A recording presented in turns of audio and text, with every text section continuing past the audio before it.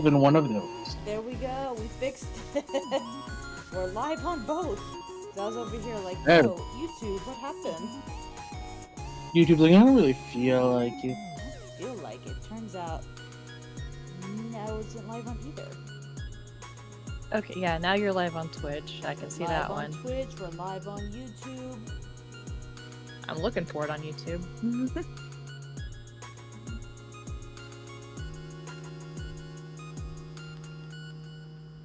Live on Twitch, live on YouTube. There she go. There she go. There she go.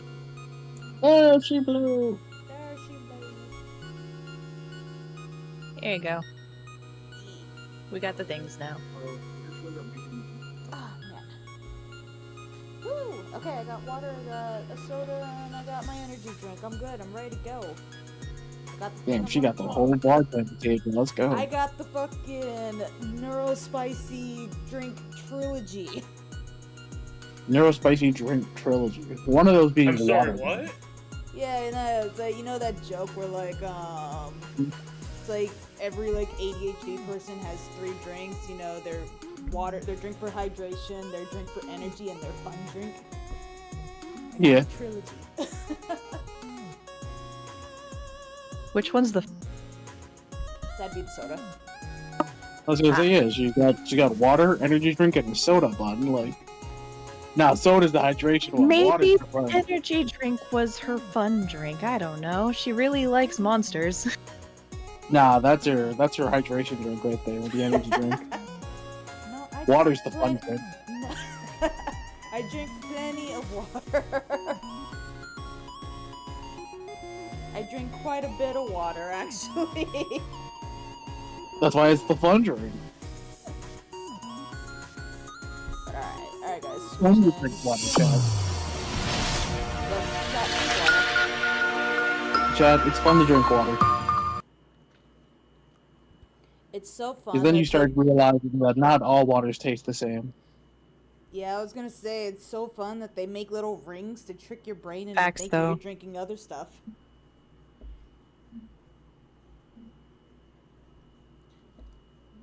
Fun time. Very fun time. Cool.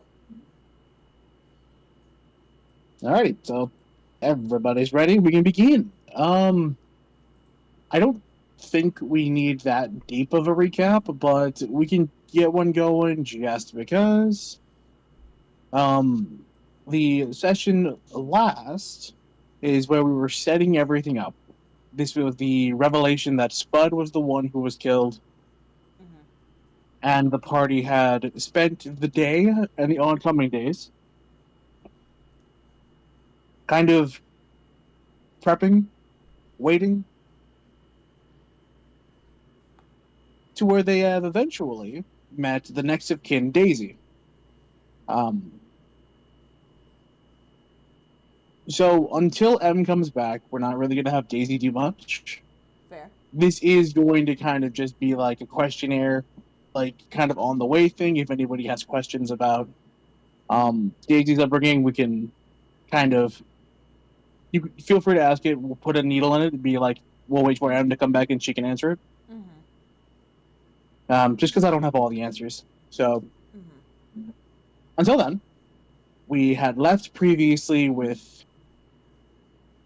the revelation that Felix and Edward know each other. The day that Daisy has met the party, you have met the little shit tot, and that the funeral wants to be held back at Spud's home. Right. Those are the big 3 things we have. We have some time beforehand if anybody wants to ask anything. Just on the way there, it's an undescribable amount of time for it to get from where we are to Spud's home. Okay. It's going to take like a few days in game, and you and the party is the one transporting the body. So yeah, if there's anything beforehand, if not, we can just have y'all head on over. I did have like a tiny question, and it might be more of an M question, but maybe DM knows. What's up?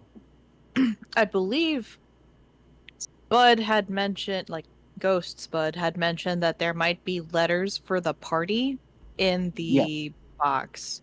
Is that a thing that we're gonna go through before M gets here or after M gets here? it is something I want M to go through specifically because it's worded for each party individually, and Oh. I don't want to rob her of that roleplay stuff. Okay.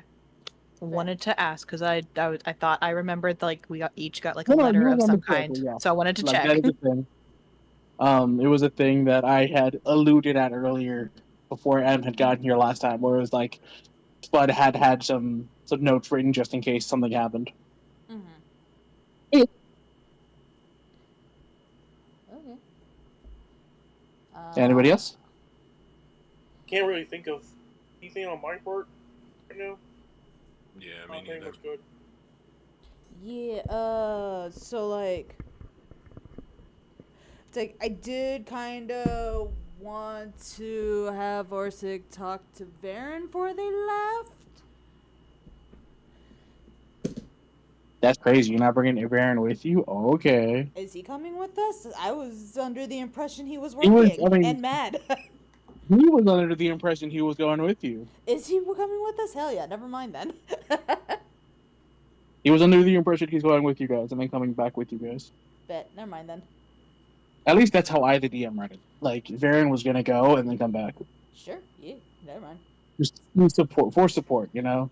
Aw, You know, since Varen's like the only one that technically also knows Daisy. that too. I mean, it was more just support or sake, but yeah, that too. I guess I have a question for the party as a whole then. What's up? Like, I know we're each basically from a different place, Mhm. except for like Zed and Orsic, who are from basically the same place. But What? is there any like cultural I should have done. aesthetics?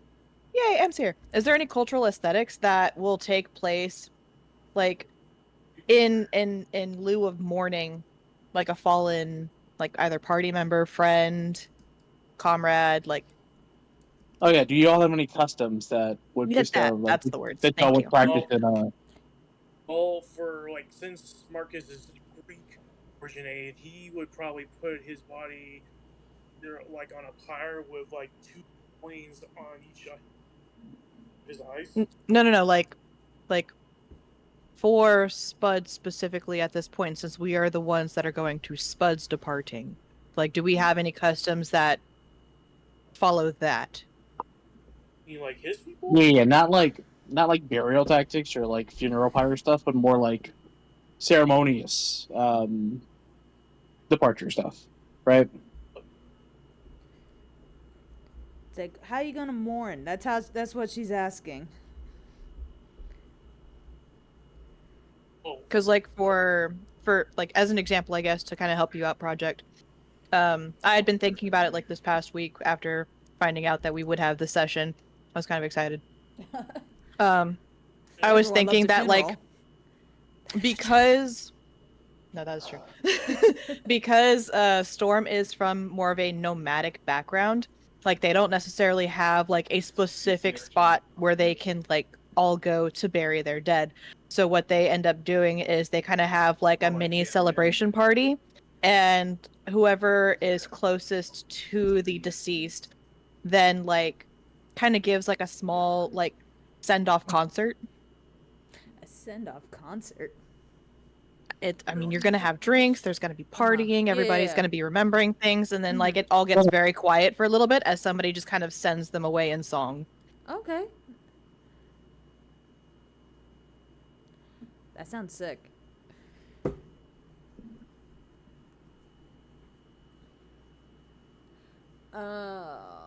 Okay. On that note, yes and no. It's like nothing necessarily to the body, or like but I think we're asking about things outside of doing stuff to the body, right? It's more right, like, yeah, you know, yeah. It's like a like how are we ceremony stuff. mourning? Yeah. But yeah, no, I do have a thing for Orsic, which, yeah.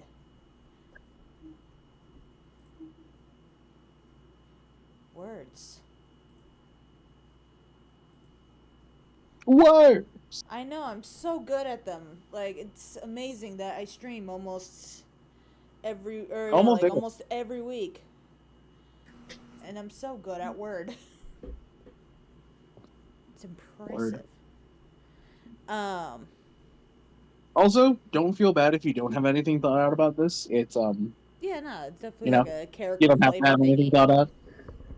Yeah.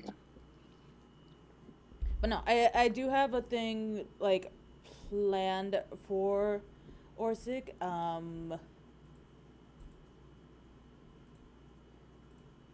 But I was just gonna like low key kind of leave it like little bit of a surprise, just cause. That's cool. We can, yeah, Yeah. we can. So the answer is yes, but later. Yes, for later. Bun already That's kind of fine. knows. Actually, Bun probably knows, probably remembers. Bun forgot, but she'll remember as soon as you say it. Bet. Makes you feel better. Nah, no, It's like not even in her God, but defense, I told her way at the start of the month. And then There have been we didn't talk about it I'm- again after. I'm also just a very forgetful person until like I have a trigger memory, and then I'm just like, oh yeah, that. Here, I got you.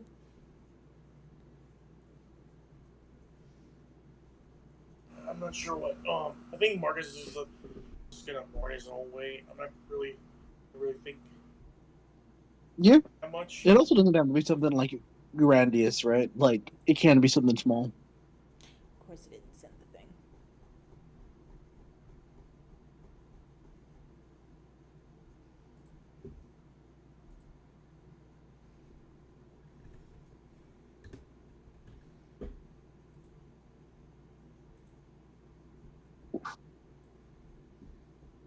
All right. If nothing else, we can slowly start getting everybody ready to go to the funeral. It's going to be some time. Orsic and Varen are going to be the ones with Daisy to go pick up said body. Daisy just to be proof of next of kin. Varen to the job. Orsic as muscle. Makes sense.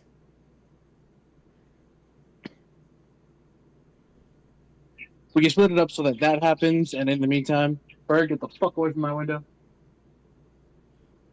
That bird Okay. really, really wanted to be like you could hear it clearly. It was like, Damn, I want to be included.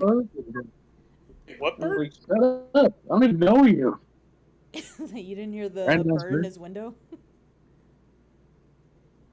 Birds. Wiki, wiki, wiki. The bird There we is go. Spud's Welcome. spirit. Oh no. Spud's right there. She's just at work. Said I wanted to be included. Like, get out of here. Nice, leave.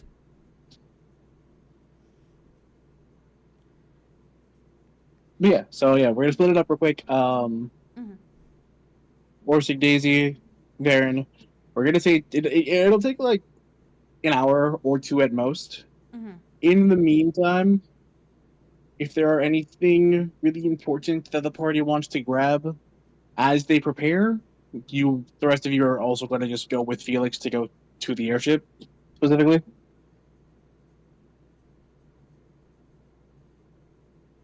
I feel like somebody needs to grab the important box of stuff on the counter that nobody's really wanted to touch. So we'll probably put that there. It's a box of stuff. Who wants to touch it? Storm will touch it. Storm grabs a box of stuff. All right, cool. So we're going to start with Orsic and them first. As Varen leads you and Daisy, right? You, Daisy, and Todd. The morgue in this area is a little more. So, it has gone through some changes, you can see. At first, it was more. Um, there's a lack of privacy with in the beginning. Like you can kind of see that it was built to in the beginning house a lot of people at a time, Mm-hmm. and that facilities have slowed down significantly to where they can subsidize and then make things more private. Right. Okay. Darren kind of explains that you kind of approach to the this is sector I don't know this is sector 7. Yes, you are military. There it is. I had to physically write down my notes. She's kind of annoying. Oh no, I'm so sorry. That's fine. Thank God I have all these things. All right, cool. So sector 7, you guys, you approach a large tent-like figure. Right? It almost seems like a large household. Like you've been to mansions before, it kind of feels like you're entering like a tent-sized mansion or a mansion-sized tent. Excuse me. Okay.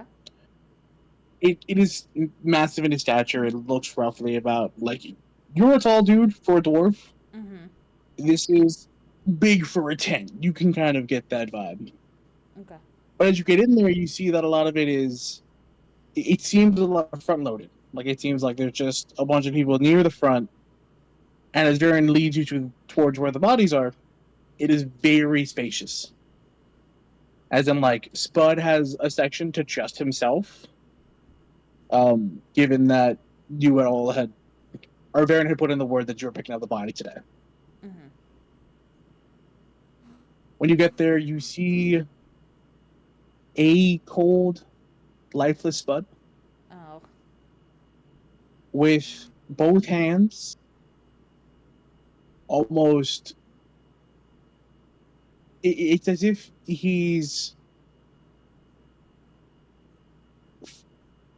I'm not going to say fused, but he's grabbed, like, he's got such a tight grip on Darla Mm-hmm. that it seems that this is where the weight of the body is now. Mm-hmm. Is that he's kind of used whatever life force he had left Mm-hmm. to glue his hands to the rock. Oh. Damn.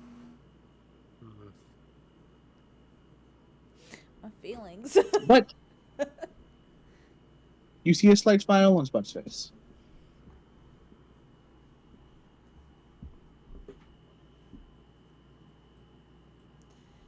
Daisy's a mess. She gets in there, it's all sniffles. You can hear Todd just being like trying to comfort his mom. Yeah. Is just like, yeah, it's a great thing you were here. Gonna need you to carry him. Did you want to do a thing where we can get like a cart, or did you want to just like carry him? What did you want to do? I mean, I could just carry him if that's easier. I wanted to ask. I just don't want to assume. Yeah. But this was the thing I was telling you about. It is almost literally impossible to take this off. As he points to Darla. I assume this is super important, so I'm not going to pry. Just leave it alone. Like, you're not there. Was also my reaction. I was gonna like glance over to Daisy and see like how she's doing. Like I said, a mess. She's just first time seeing her grandpa. Dead. Holding a rock. In fact, you can recognize that Daisy also knows that that's her grandma. Like she is seeing for the first time in a long time her grandparents together, but dead. Ew. So yeah, like just quietly in Dwarvish explain that's his wife.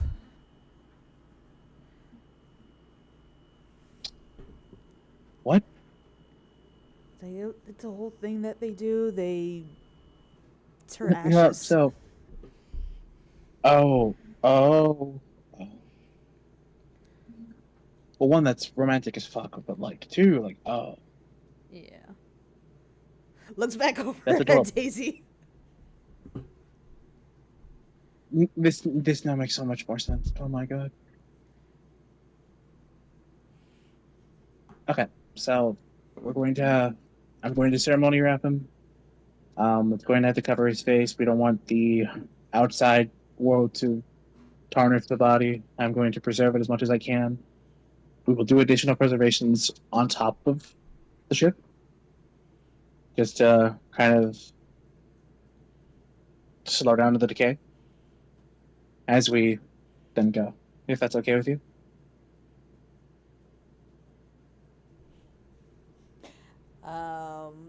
It's like looks over at Daisy for confirmation. Oh no, he said all of that in Dwarvish. He does not want her to know anything that's going on right now. Okay. Yeah. That's yeah, that's fine. You're gonna see Varen turn to her, just, hey, sweet pea. So, we're gonna have Orsa carry your grandpa, okay? But I have to wrap him up tightly so that he doesn't get hurt anymore. Right? We're also gonna preserve a little more of him once we get to the ship. So if you and Todd can help me out once we get back, that would be very much appreciated. All right. You see him like get a large white blanket out. Just, all right, go. You this side, this side, this side. As he makes a little spud burrito, and then covers his face. Just like, okay, that's about everything.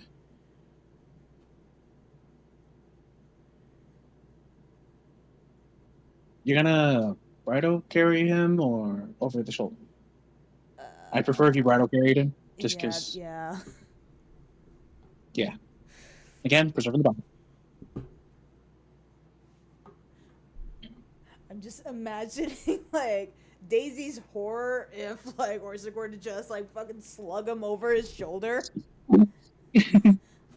Like, cause like if it were me, I'd be over here like, what the fuck? I might kick you in the knees, bro. Right? Like Daisy's gonna shoot me. It's like, In the probably, knees, We're gonna have bro. 2 funerals. even the ghosts are like, dude, that's not cool. No, yeah, bridal carry.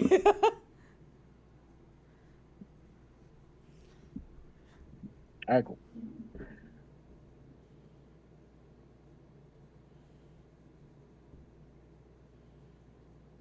Orsic returns to the party. As Orsic, Daisy, and Baron return, party, you see a small bundle of blankets kind of wrapped around, and you see a much paler Spud. You see that a lot of the color has left his face. There is no life kind of lingering around him anymore. But there is still that faint Spud smile. That sucks. As you all meet kind of in your room before you leave.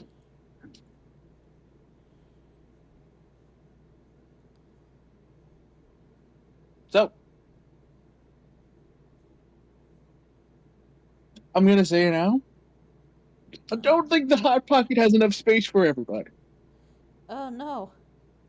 I thought we were taking Felix's ride because he said Oh, the so hot that pocket. being said, Low. yeah. The Stormhawk does have enough space to accommodate everyone. So, as we kind of, as the party prepares, again, takes all their important possessions, Storm takes the box.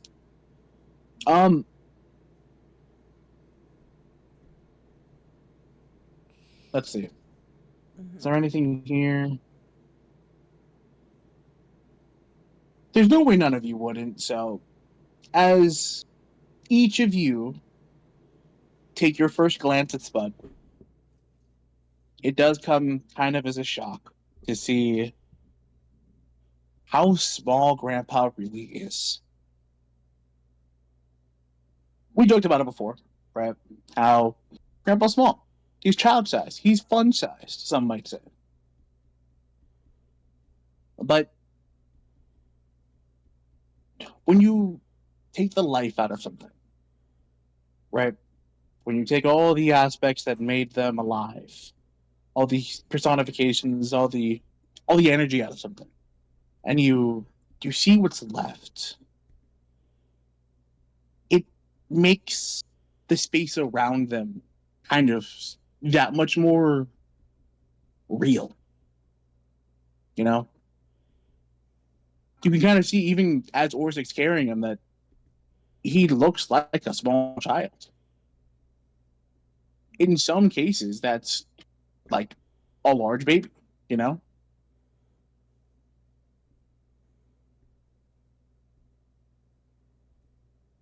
And as the first time each of you look at him, right? Um, individually,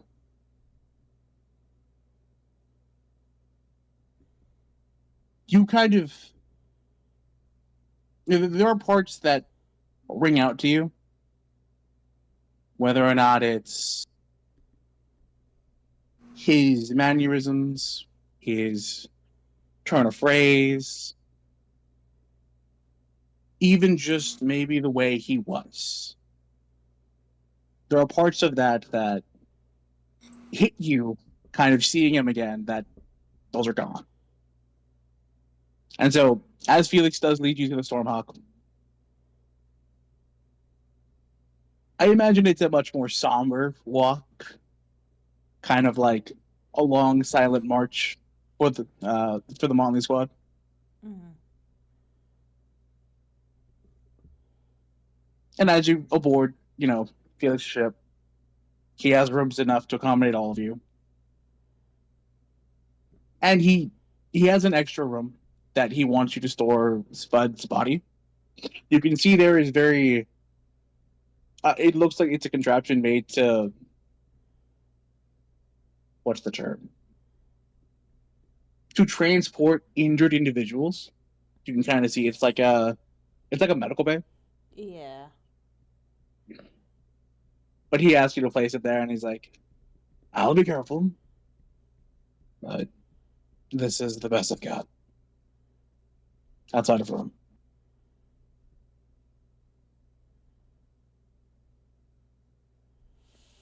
We can take whatever we get. I'm gonna go put Spud in there.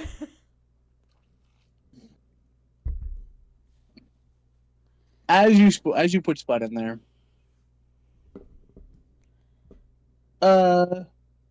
you notice that Daisy kind of makes a little home for herself.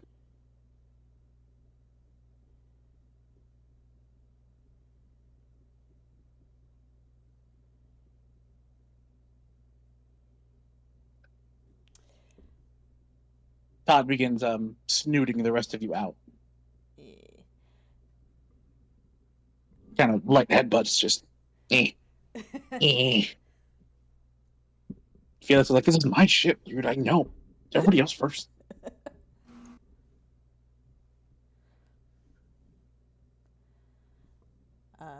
Yeah, it's we'll let Tot scoot us out.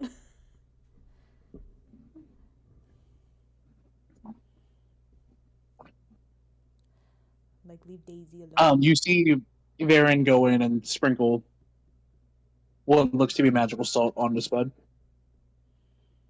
And leaves.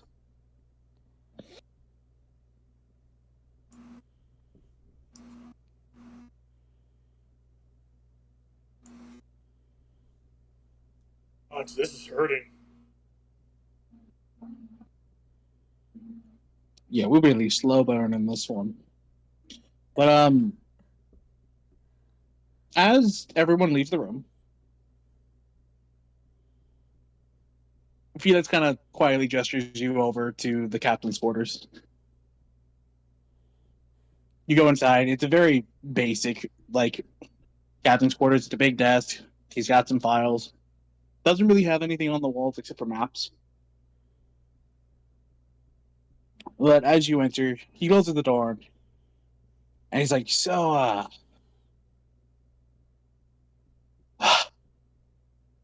what, from your perspective, what happened?" We were just walking out of there. Only there was this flash. And I was falling down on the ground. I think Zed had a better perspective on the incident, unfortunately.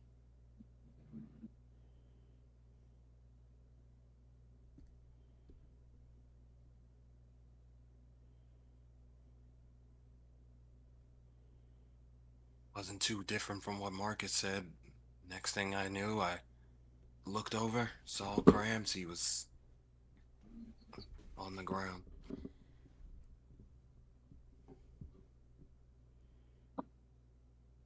All right. Any anything that sounds indications out of the ordinary? Anything? There was a whoosh. I think it was a whoosh. Not like a wind whoosh, right? Like a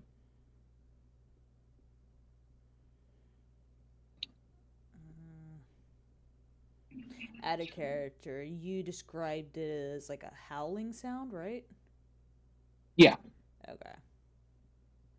So, in character, more like a howl, I guess.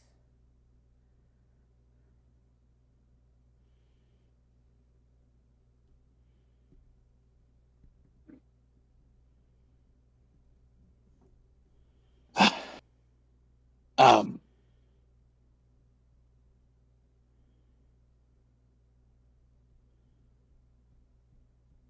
I had words with Edward, as you all heard.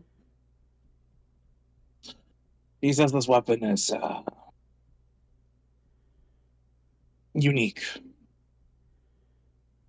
It's something some of us have almost never seen before.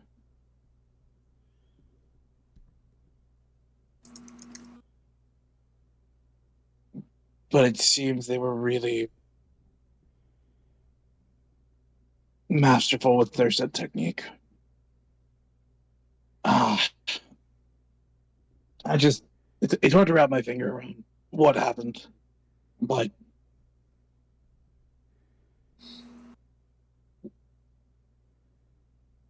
if you all find something out, let a guy know. Of course, I will share the favor. I do have a question though. Yeah, what's up? I got word from Ed there that that someone I know from the Inquisition was heading for the city. Does this have any connection?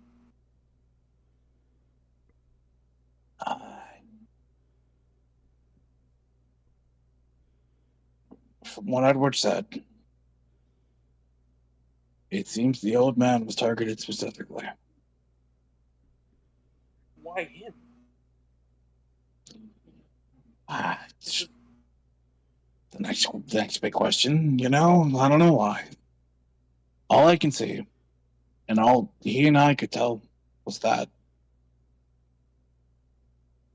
whoever made this shot chose to kill Spud.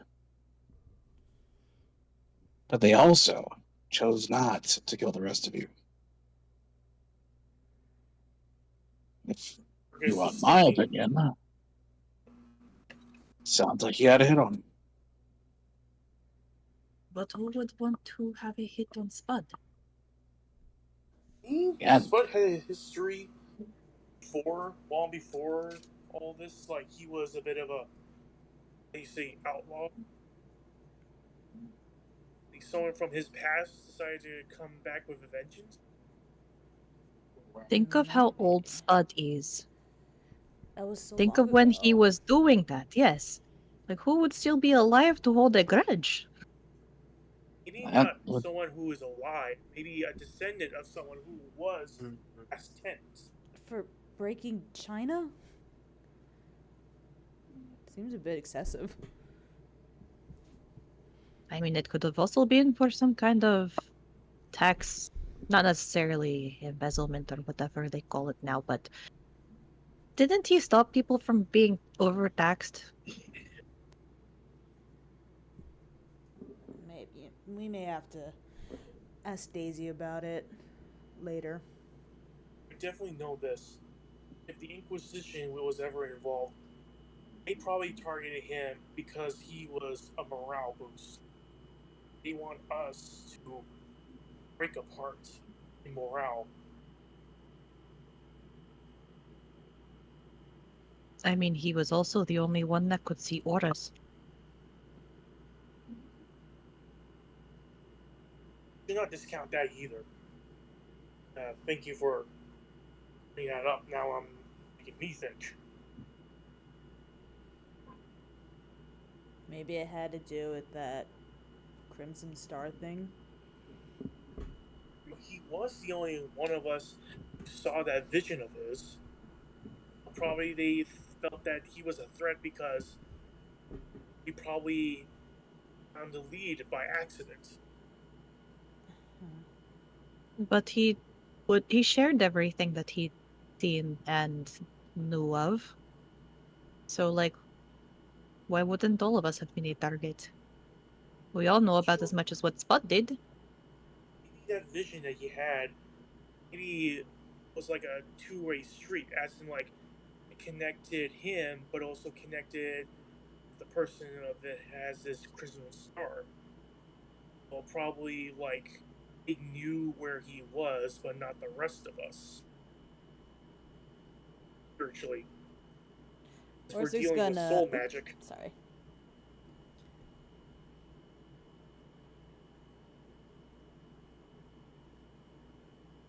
We really don't know much of soul magic.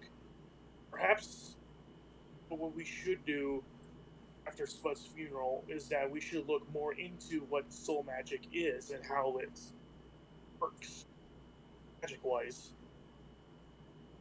We need to consult someone who has that kind of information.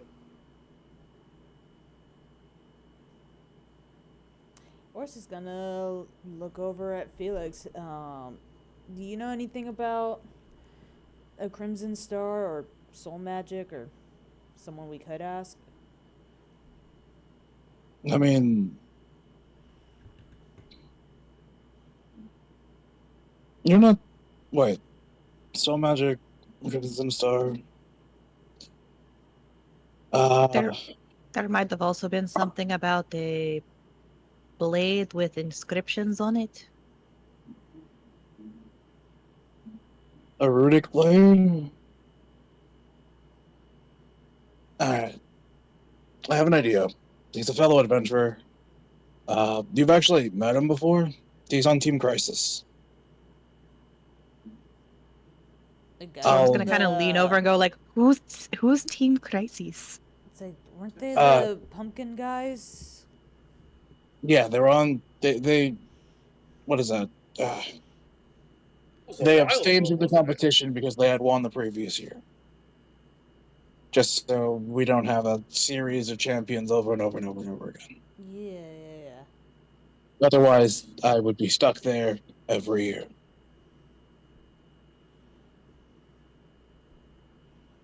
But yes. As far as Rudic blades are concerned, they're the people that I trust the most when it comes to it.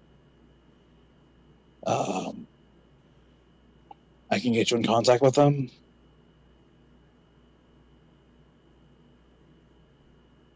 There's also a few things that you should know.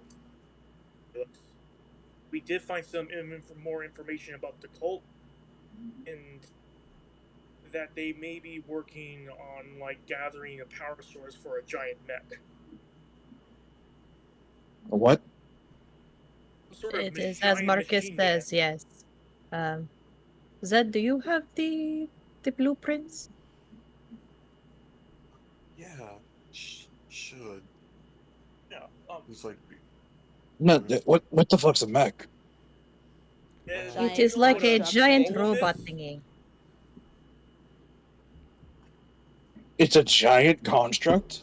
That's what he yeah. said. giant. I don't know. This Wow. guy was awesome. Yeah, it's like we found out when we were fighting that vampire Wait, guy. Diego? how big are we talking? Big, Massive. Pretty big. hiding under It a makes me village look big. small. It was like over 300 feet tall, even bigger. Jeez. Yeah, it was being built by the Diego, the vampire lord that we fought, who was one of the heads of the cult, who we got rid of, thankfully.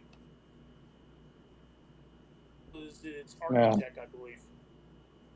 We still kind of have contact with his son, who may or may not also let us back into the castle if we have any more questions to look at these original blueprints, though. Yeah, Raphael is his name. Wasn't he looking for This is why the... weekly reports are a thing.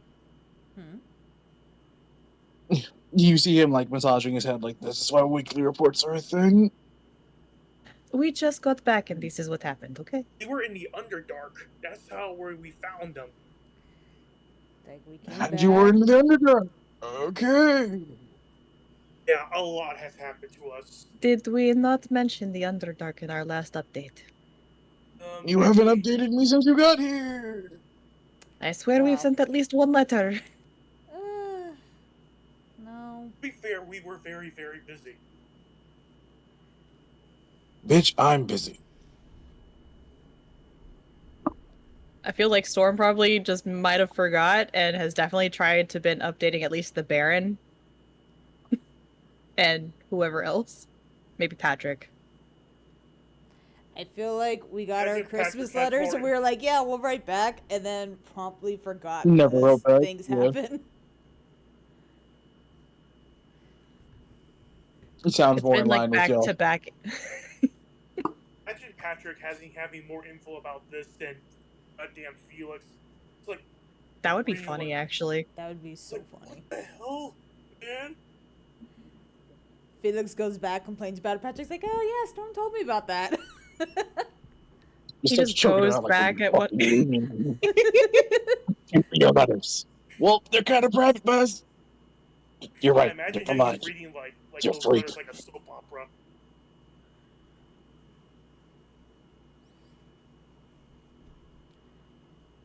Yeah, so that probably is another reason why, like, the Inquisitor may be sniffing around the city. If she and the Inquisition got their hands on that thing, can only imagine the I damage mean, we they could still do. barely know where it might be. And even then, they still need the power source, which we have semi-concluded is almost impossible to get. I mean, as This long is as they an don't infernal get that, magic structure. so as long as they don't get that power source, that mech thing is useless, completely useless. No. No? This is an infernal magic core. It kind of sounded like that, yeah. He points to the name, it's literally right here.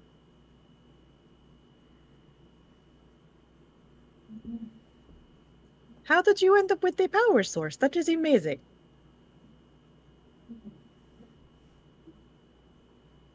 Points to Zed. Literally. Whole schematics, right? Anyways. Here you go. You're appreciated. I can commit that to memory. To explain, an Inferno Magicore is different from an Infinimagicore, because one of those is made in the Astral Sea, and the other one is made in hell. Right? You can kind of get it with the words Inferna and Infinite, kind of same shit. Problem is, we were talking about soul power earlier. Mm-hmm. It's one of the core components for an Inferno magic core.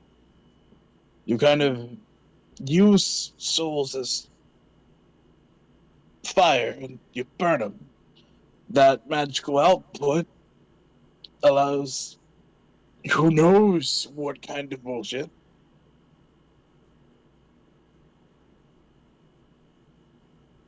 Marcus is like thinking like, oh shit. Like, Doesn't that kind of sound like Spud's vision that he described about the people that are husks of blackness and, yeah, you know. it does. Maybe this is why the soul magicians evolved. They need a power source strong enough to power this thing. So they're gathering souls as fuel for it. The issue, Marcus, is they may have already gathered the souls if you did not remember the last, 10 sections of Evonia that were missing people? You're gonna see if you don't remember the last 10 That's sessions. why weekly Like, damn. reports are important. Okay, damn, sorry. You lost half the fucking city? Jesus. We didn't lose shit. They just disappeared one day in a bubble of something. We came back to the You, city and it was gone. a third of it is gone. That we were dealing with.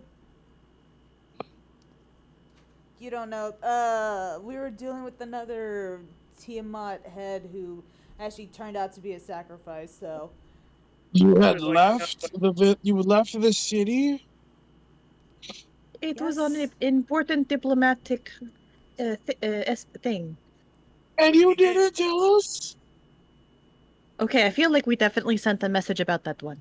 I feel like you guys told us not to contact you unless it was an emergency. I remember that clearly. A third of the city missing is a fucking emergency, Orsic.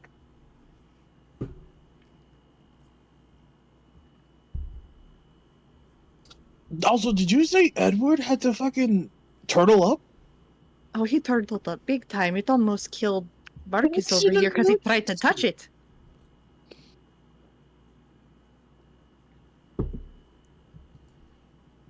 Jesus. Okay.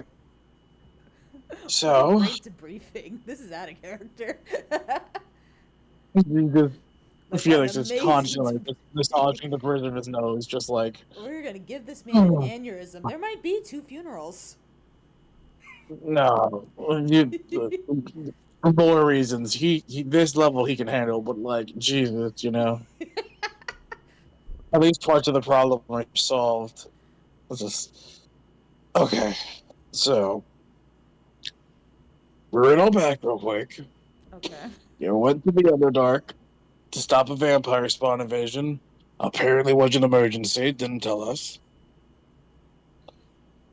We Before just that, thought it was Spawn, not actually the vampire lord himself, let's be honest. before that, you left the city. Mm-hmm. Diplomatic emergency, apparently. Mm. Didn't see that. Convoys were And being attacked now, by shadow creatures, yes. Shadow. Shadow creatures. Okay. Apparently And they were now- also a part of the Tiamat cult. We don't know exactly. I will smack you, bitch, Storm.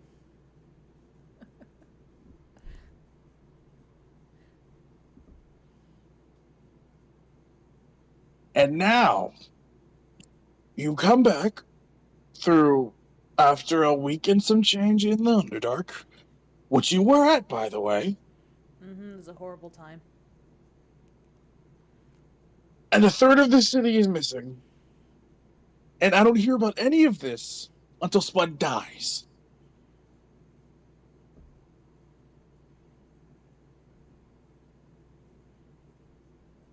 Yeah, I got nothing. I'm disappointed in you, Zed. You're supposed to be the one who's like, come on, You're the brains of the operation here. Okay, but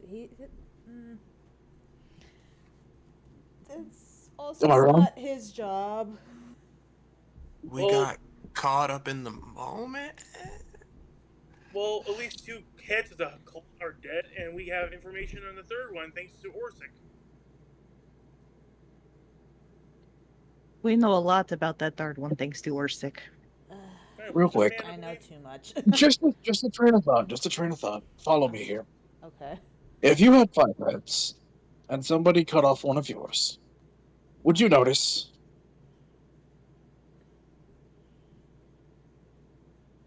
Yes. So, Maybe if it was important. right? If in that case, you then lost another head, would you not then look into it? We assumed this was gonna happen, yes. Is this the reason why Spud? Oh. It could be the reason why Spud dies. Yeah.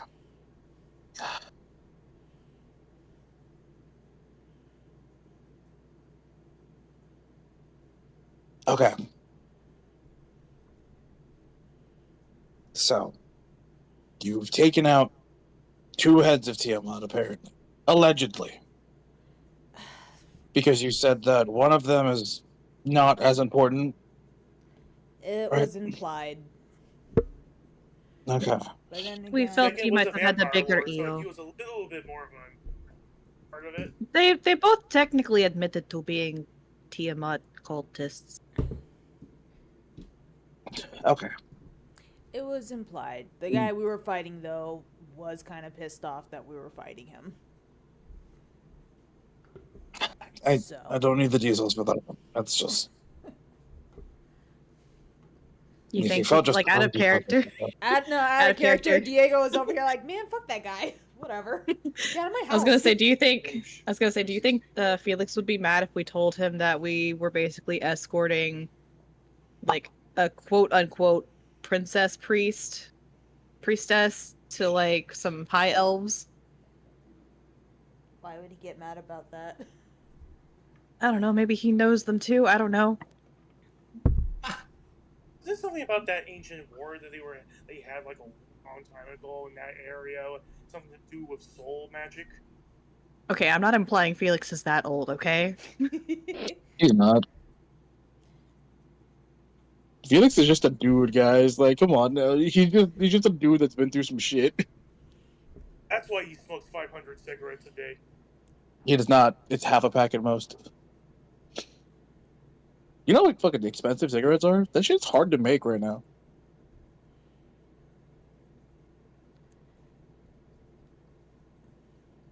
Are you talking about out of world or in world? In game. In this world right now, Is that a, cigarettes are expensive. in game? There were scarcity, which is why he doesn't smoke as much. Though, funnily enough, every time you've seen him, he has popped a cigarette. Like, he's managed to find some. He's like, yes!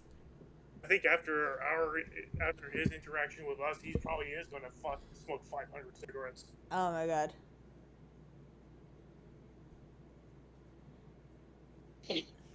It's gonna be so funny the day that, you know, we run into him and he's just having fucking withdrawals.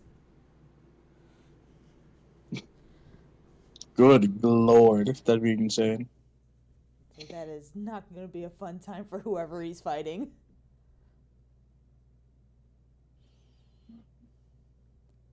But anywho. Yeah. So yeah, at least we have information on the third guy. And how'd you get that?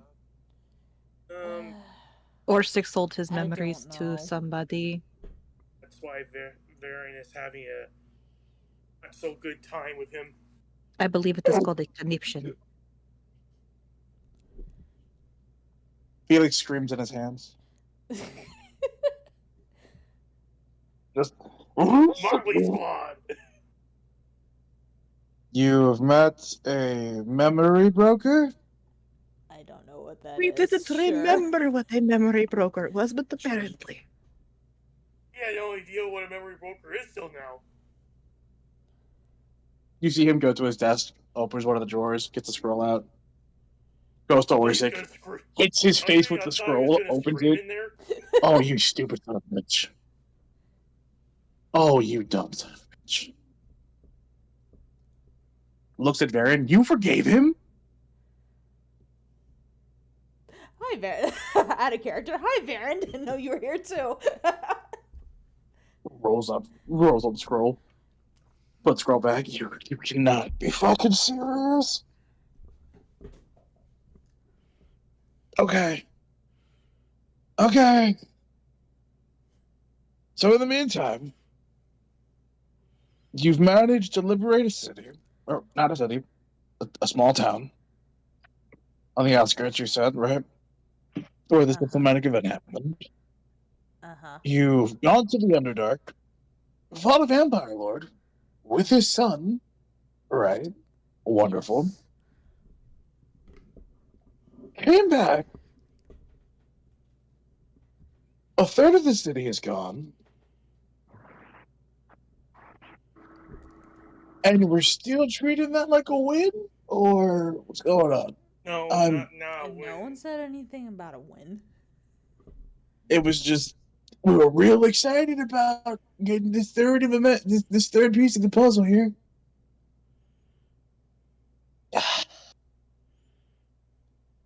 Okay. Okay.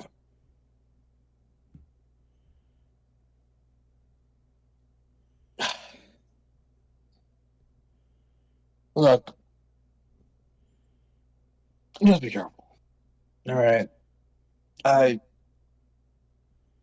You've already done things I wouldn't have done, and things that had to be dealt with the way you thought they had to be dealt with. I can't say that this isn't part of your job. It literally is.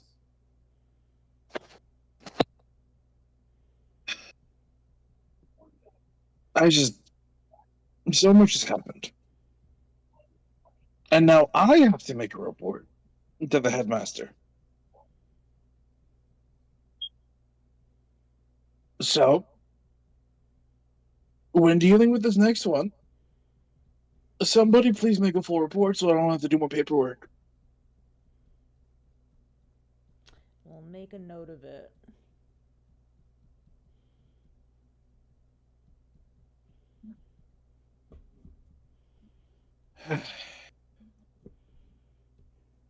Were there any symbolisms, any um, things you took from these heads of Tiamat that symbolized who they were? Junctions, maybe? Oh, They Tiamat left the coins. coin. Okay. Do you have it? Zed, do you have them or did we give them to Orsic? Why would I have that? I don't know. I just can't remember who we trusted them with. Honestly, with probably what? Zed. The Tiamat coins. Each head Oh. has. Yeah, I'm pretty sure I have. I the- feel the like we coin. definitely just we're like, here, Zed, hold these. Keep them safe. You're the Like, responsible you one. were obviously the most responsible out of all of us. Please keep track of our shit. Like, bruh, fucking, I fly into a rage like at least once a session, you know? I don't think we should be handing me important things we want to hold on to. It was also between Zed and Grandpa, to be fair. And one of them's dead. Yeah. So the coin. Yeah, it's supposed to be 2 coins. Grabs coin. Okay. Legion head. And architect. Okay. Alright.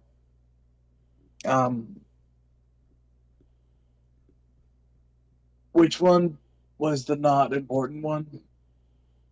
The Legion The head. the first not- guy. Is it? Did anyone say why it's not important? Apparently, he got what was it? His position was filled almost immediately upon death. He got replaced. Jesus. Sure, So how they got replaced technically, with Diego there. this head still exists. You just took out the old one. Okay.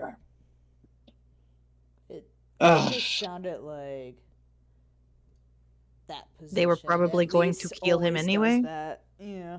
Yeah. Diego made it seem like they were constantly replacing that position.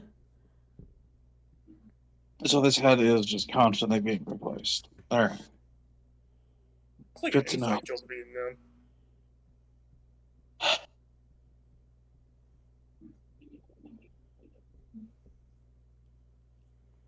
Diego's planning to fight a super mech. Or he planning to build it. You guys have contact with his son. Crimson Star. That's the last thing we need to make sense of. So you said Grandpa's the only one who saw it? Yeah. He saw Okay. it when we got back from the first interaction with the cult of Tiamat when we got back to Evonia, and we were going to Edwards to, I guess, check in. And that's when we found Edward had encased himself in a bubble, and everything was kind of in a red tinge. And Grandpa did some things, and then he, freaked out, and then, explained everything to us. Yeah, he had a vision of what happened. People who just like suddenly like disintegrating, their souls being sucked out, and then like a man floating, I think, in the air with red armor, and he had something glowing, probably the Crimson Star, still magic. I mean, that probably What is the it head of sounded the like head. is the man in the armor wanted the Red Star, but the Red Star was not close enough to attain yet. That's what it sounds like to you. That's what it sounded like to me. Sounds like a relic that they have, or there's a relic they're trying to make. I don't think it's a relic. I think it's a spell.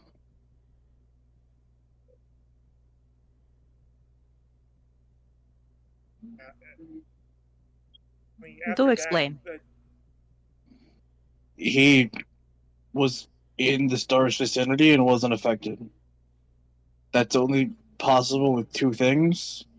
If it's an artifact, he's the one who used the artifact. If he's a spell, he's the one who cast it. From what it said, you guys said that the man in red armor appeared walking towards Grandpa, but the people around Grandpa were already affected. Sounds like he was in the area of effect. Yeah. Also, artifact would have left remnants of something being used. If the idea was to use an artifact to, like, petrify somebody, there would be remnants of where that petrification happened. The spells and magic are a little more weird, in which you could make that evidence kind of go away.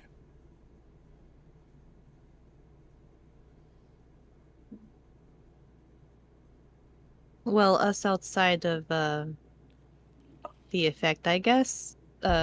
Spud was the only one again who could see anything when he did the aura thingy and saw all the husks of people. So, not And quite sure what that indicates. that last part is the most likely reason why I think it's a spell.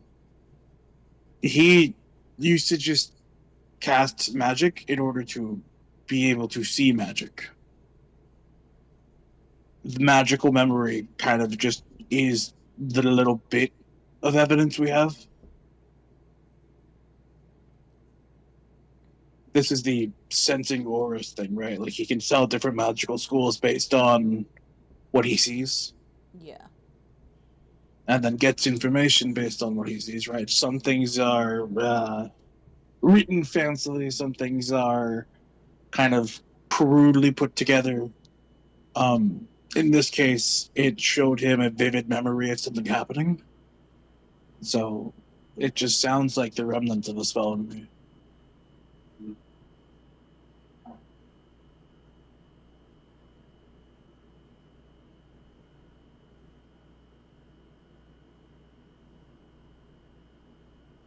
I wonder if we should visit that village again, that town there. Is it like from The what the stories that we heard from her? Like, she has the information what soul magic is. You mean Belle? Yeah.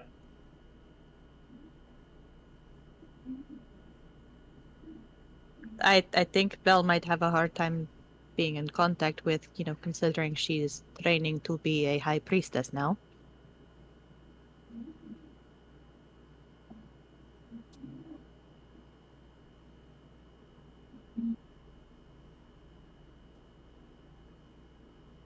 It wouldn't hurt. I mean, just want to point that out.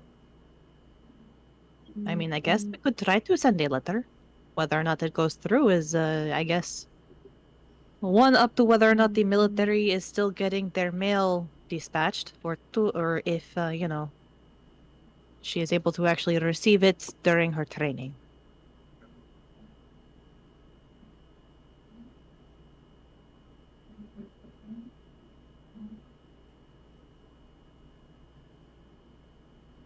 Though I do wonder if we do send something out, if what was the pretty lady and the dude with the sword? I can't remember their names, but they were very helpful. Or elves, I believe. Yeah.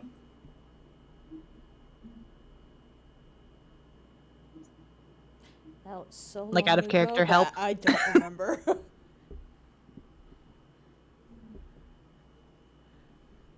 mean, I'm just saying, like, Let me see if I can pull up some notes. I'm No, just that saying was a that while the ago. region there was affected by a war that was devastated by the magical powers. Like, I bet soul magic was involved in that. If they know anything mean- about soul magic, it could help us understand more what we're dealing with here. That's if it was an. Yeah, like, how do you know it's affected by soul magic?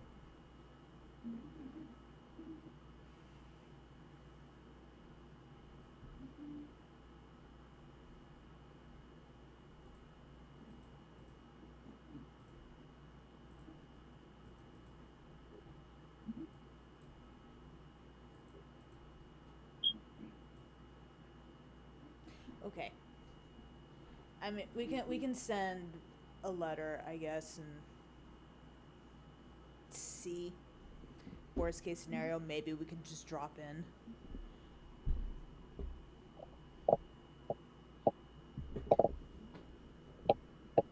And I just hope that the next time that we do see them ever again, like, I hope it's not their town not being attacked again.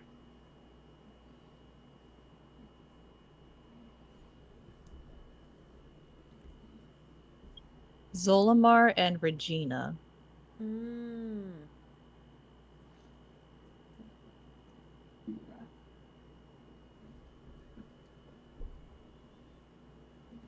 Regina was the mayor, and Zolamar was like her right hand, basically like the constable, I guess.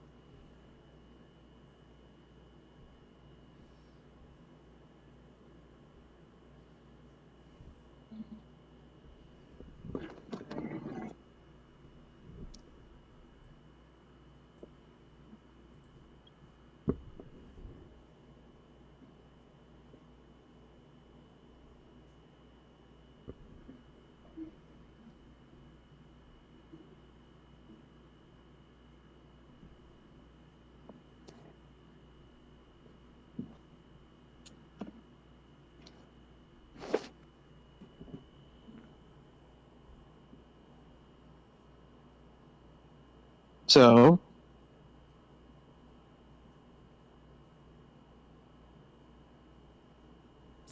So What were we doing? we were talking about possibly visiting. No, I heard all of that. I was just merely asking, like what's next? Because y'all had brought them up, and I was like, all right, Yeah, now no, the what? conversation just suddenly like. Like, yeah, it halts, right? So that's why I'm just like, okay, how do we get back on topic?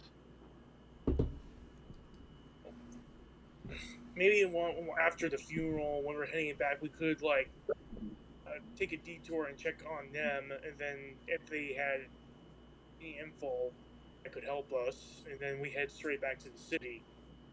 It I would am be definitely not. significantly less time. I am not taking a detour. There are things I have to get done. You can go on your own time. This one I We'll can go help. after we get back. I have other assignments I need to go check into. I also apparently need to go look for a giant fucking mech, or at least an Inferno Magic Core, somewhere near Avonia. Yeah, Yeah. just when you're doing that, watch out for any Imperial Inquisitors. You also said it was on the old Seven Totterland. Yeah, it sounded like it was buried. Okay. Fuck. So much more work. Can't it just be simple? I Okay. think we've literally Uh, been asking ourselves that for the last, like, what, 4 weeks? I was under the impression that Zed was writing all this and sending it to you. It's also not exactly Zed's job. Maybe you were mistaking him doing homework for writing letters. That's fine. Somebody's going to make sure to write reports from now on. That's all I need. Storm, you have nice handwriting. You do it. Just put a reminder on the fridge and I will remember to send it out with the weekly mail. Okay.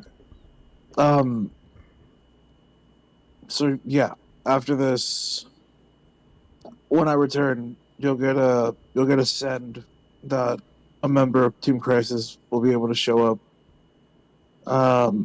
Usually you have to meet Atsuno first. You'll know it's him. He's got a big, funny arm belt pauldron looking thing. So it's like a shoulder brace, right? But then it's got like parts of metal that go up, they curve upwards. It's kind of funny. I'll look for the guy with the weird shoulder pads. Yeah, I called it a chicken wing. Um, yeah, he's a pretty cool dude though. Pretty straightforward. He's usually the one they send out to meet people beforehand because he's more personable. The other two aren't. It's not that they aren't as personable. One is just very dramatic, and the other one is, yeah. Yeah. I was just gonna use the Badoom as a sound effect. The other one is aloof.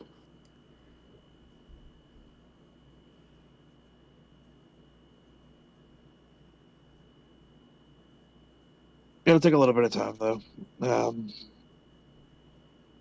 If you wanna hold off on doing stuff until he shows up, would probably be my recommendation. He might be able to also lend a hand since he's around. The kind of guy he is.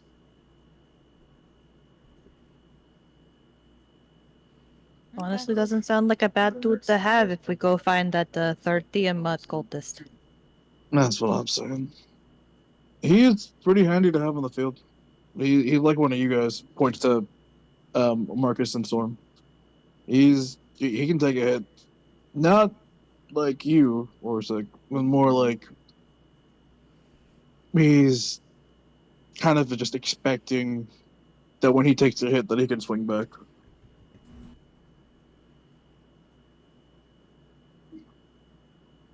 regardless, yeah, I'll be sending him over.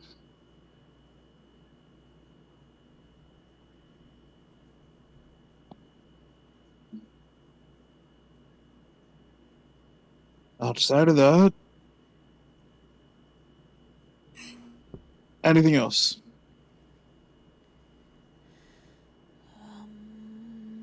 Now, we don't know exactly how big the cult is, but I reason that some of the members of the military there are probably compromised. I'm not sure.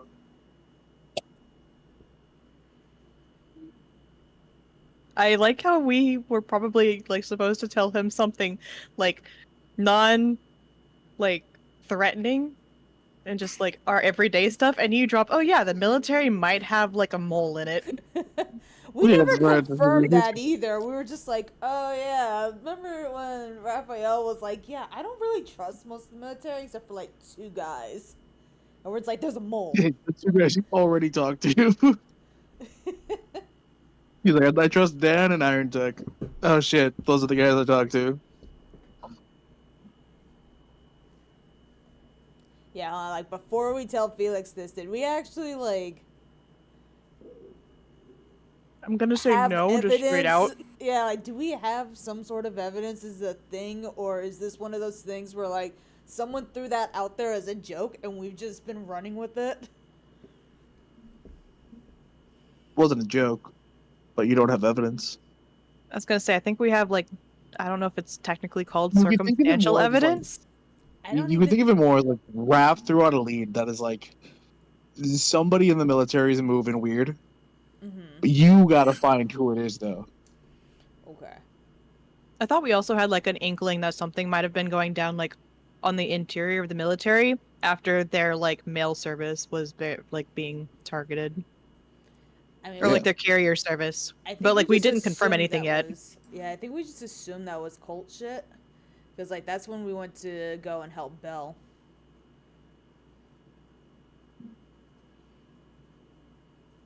Because like other than But like it was like that, the we got mail precision timing before. of it. It was like the precision timing of it that like had us thinking like it might be somebody on the inside because of how strict they are with like their regulations. They're so strict you have the same bodyguard all the time. And it's not because I'm lazy and don't want to come up with more names. Right. Okay. I know you ain't talking a walking Monty Python joke. Not Storm over here about to lore drop on poor Felix to be like, oh yeah, while we were on that thing about the first Tiamat cult head, fucking Marcus broke his oath. Oh yeah, that means shit. Think We that- might as well catch him up on all this stuff. I think that's irrelevant. Oh my god. Oh well. Fuck it, let's go. I think that's more of a me kind of thing, but Sure, yeah, tell him. I need to know this to do with Sure, so If you're not telling him, Mark, like, or crazy. Storm is legit about to be like, so like the other things that happen is, you know, Marcus broke his oath to his deity or whatever. Okay, that sucks. I still have not learned how to cook. I was learning from Spud, but now I have to find a new teacher. Oh, David. Zed is doing well in school. We are very Okay, proud of thank him. God. what this is right now. Orsic had a love life for a little bit. No, the scroll says he doesn't anymore. It's crazy.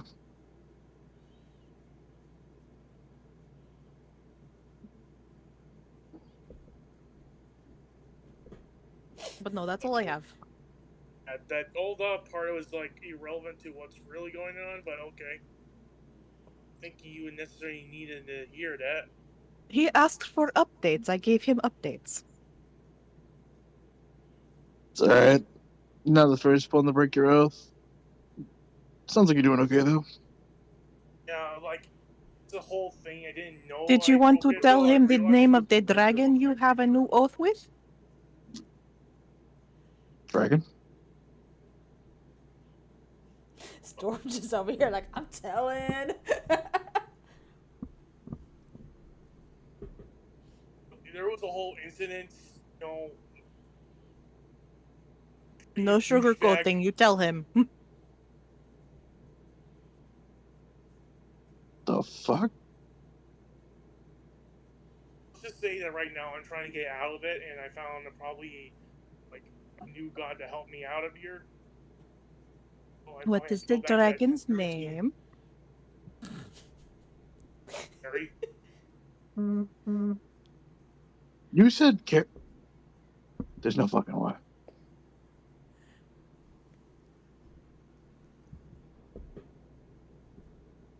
You It was you bad. made a deal with the dragon god of destruction? At the time, I did not know until it was a whole memory fog, and I thought it was still a Night of Athena. Then that's when I over there with Bell's mission, the Bell mission, side quests, and found out the truth, and I'm now trying to get out of it. I thought you said it was just a dragon. It was a whole dragon of destruction.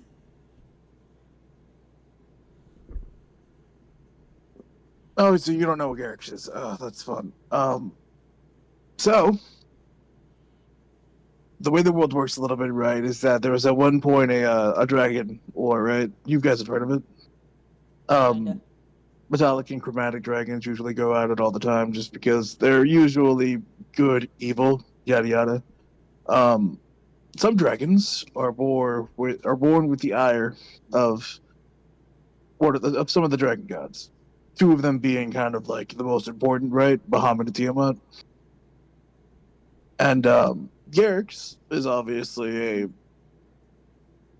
offshoot of Tiamat in this case, being one of the like primary red dragons. You could think of like fire dragons and whatnot, and he's kind of the textbook cover of like, damn, Felix, why we drop our coffee cup? But yeah, he's kind of the textbook cover of like evil dragon, you know. A big ass. You think red dragon, breathing fire, evil eyes. That's basically him. In my mind, I imagined the whole group just kind of like turned and looked at Marcus like, what the fuck? Because Marcus did not mention any of this. He was just like, yeah, there's a dragon. I don't want this. Just like, dog, what? It's a whole thing. Yeah, I imagine you've sold your soul, dude. The fuck? I'm trying to get back my soul. After when this Okay. is done, I head back to that temple where everything went to shit. I face him again and take back my soul. My new deity. You're still hoping that book's up, read. Yeah, this new deity isn't evil, right? No, far from that. Did you tell us who your new deity was? That doesn't sound like it. His name is Zagreus. Wow. The minor Explain. god in my country. All I understand that he is a god of rebellion.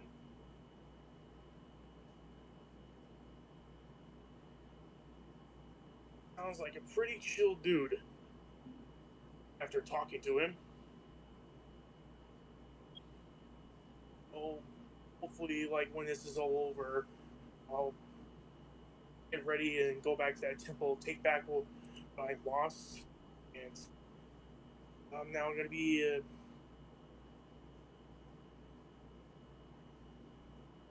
follower of Zagreus. Paladin again. In Storm's mind, she's gonna be like, rebellious and chill don't normally go together. But I alright. really want to chant Denny's. Like, I'm fighting the urge so hard.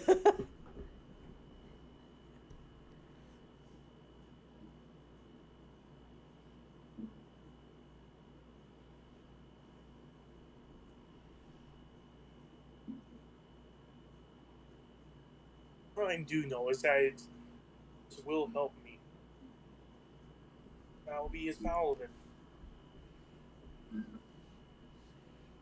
Oh, I forgot to explain. My new sword now knows who my enemies are, so if I just swing on somebody, you might also want to swing on them too.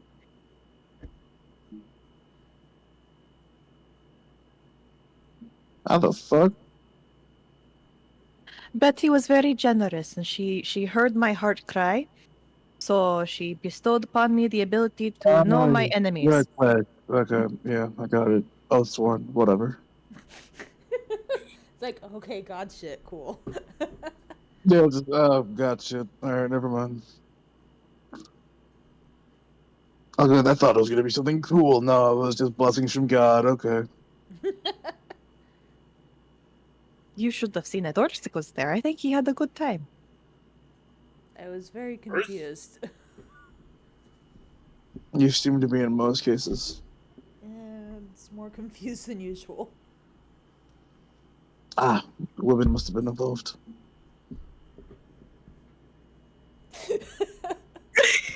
Like, I kind of want you to, like, explain and continue, but, Right? like... Just like, look, just confused look.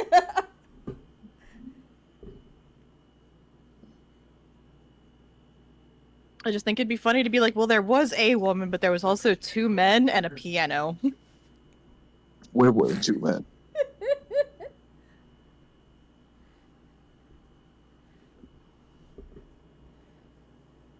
There's also this fucking hostess who wouldn't stop chewing gum loud.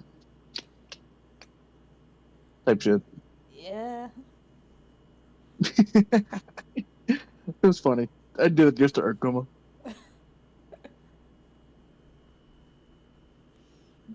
It was a fun time. It was a fun time.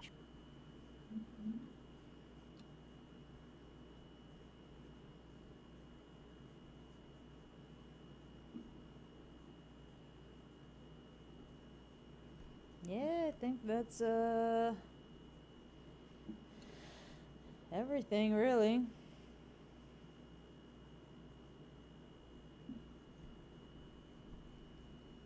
Alright. You said there's a town outside of Ebonia. How long did it take for you guys to get there and back? We couldn't take the hot bucket, so we had to go basically on foot, and that was like a week and a half, 2-week journey? 3 days? It was a long time. I think it was a week to get there, and then we had the magic sled thing, and then it was like 3 days to get back. We don't have said magic sled thing though. It went back. Jesus. So it would take you like a week to get there and a week to get back. Maybe less in the hot bucket, but I don't know. I mean, if you take the hot pocket, it's probably gonna take a day. Hell, we haven't even taken off yet, but once we do, it's not gonna take very long to get to Spud's house.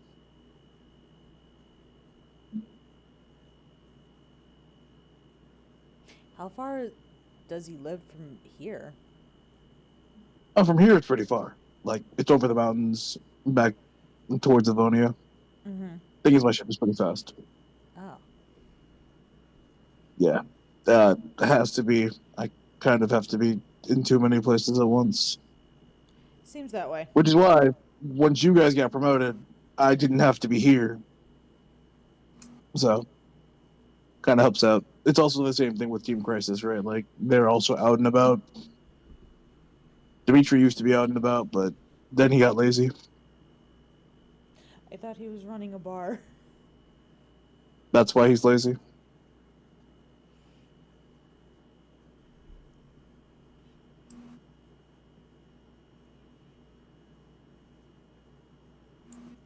Now, a lot has happened, as I said. No, I get it. I can see. It's more just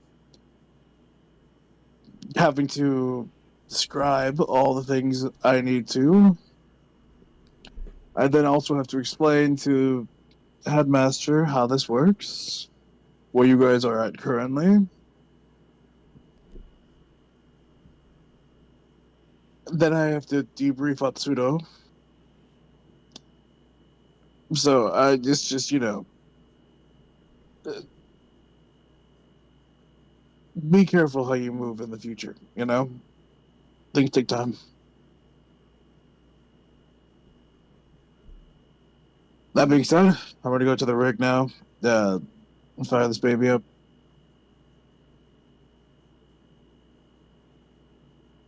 Anything else for me?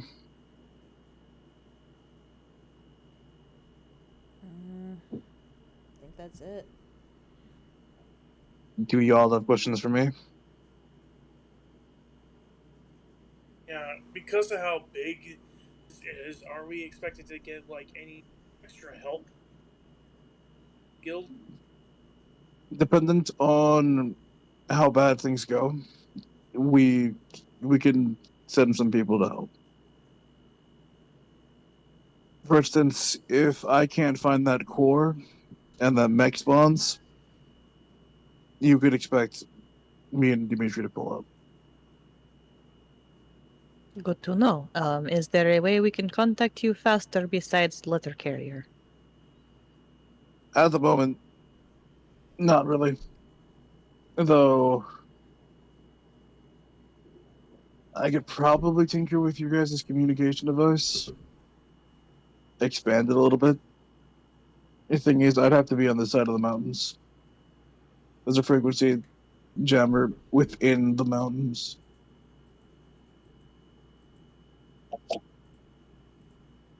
That is fair.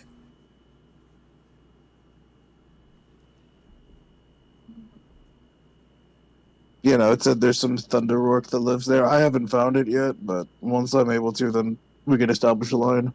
That's Wait, going to take Under what? Thunderrock. Yeah, Thunderrock. Giant That Thunderbird. sounds cool. It's sick. I haven't found it yet. Hmm. I know it exists because I found feathers.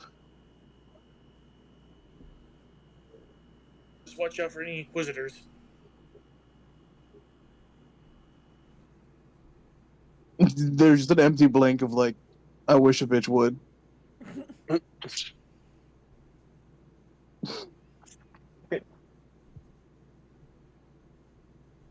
Looks at Orsi like, you know how strong I am. I'm not going to worry about some bitch named an Inquisitor. Huh? Yeah.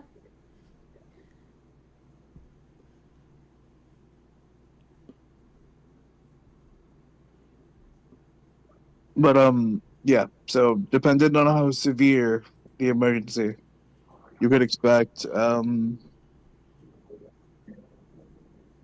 able competence. Okay. Thank you. Anything else outside of that? If not, you might want to prepare for how fast this is going to be. Is there like a Actually, specific section we should be sitting in, or yeah, just go to your rooms. Okay. Go find You should be rooms. fine over there. Cool. Can we take bathroom break? Yep, that's about that time. So we can take a quick bio break. Everybody can get your waters, use the bathroom, do all the things. We're taking a small break. It'll be 5-10 minutes, and then we'll jump back at it. Bet. Chat, putting you on the BRB screen. Watch your ears. All right, BRB.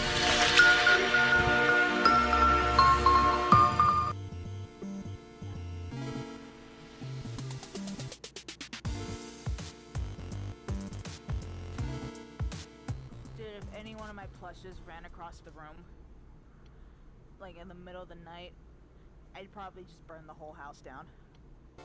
Okay. This rock has a symbol over it, which I'm not sure is a flare or a dynamite. I have a flare. I too have flares, but I'm not sure what to. Pretty sure that's Where a dynamite. Yeah. Oh, Well, it doesn't need a flare. what the fuck? Oh, hello, friend. Hey, this is a single one. The bushes are in the way. That means you can't get on it. Oh, move the bushes out of the way. I'm just gonna assume that I help. Sure. Love the attitude. Going on a trip in my favorite rocket ship. Here's a fucking plate. Ha! This way, this way, this way. Yeah. Guess who's taking over first place? Goodbye, M. Change is not free. Well, that's rather poignant. Poignant. That's how you say that word, right? Incendiary grenade. I don't know what happened. Words, just words. F-power pine sol, baby! Wait. That is the power of friendship. Yes. Ah! Oh. I am hanging on by a fucking sliver. A literal thread.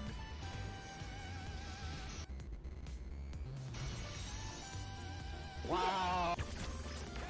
Here we go!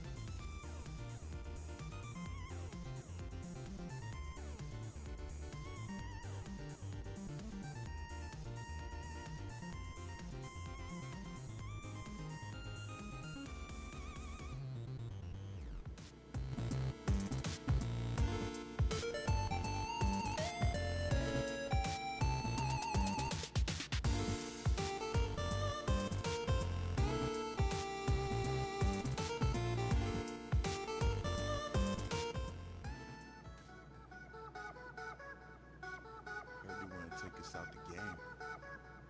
Said it's an unfair advantage or something like that. Yeah. Boy, I'm OP. None of these rappers can hold me. I'm OP. Got the codes from the OGs. I'm OP. None of these rappers can hold me. I'm OP, too OP. That's overpowered. Yeah, you are not up on my level. I'm overpowered in the game like Kazuya the devil. Yo, we running through them trenches like we mobbing with them rebels. Supersonic on that Sega, emeralds all up in my bezel. Look, every flow we spit is sure to knock your block off like an Eddie Gordo kick or a shot from my job. Got that flame like Molotov. Don't you disrespect the boss unless you feeling like Arif trying to step the Sephiroth. Look, I'm Lancelot with that lightsaber. Never used to have a lot of dry haters till I canceled off of that hiatus like Kakarot in that timetable. Welcome back.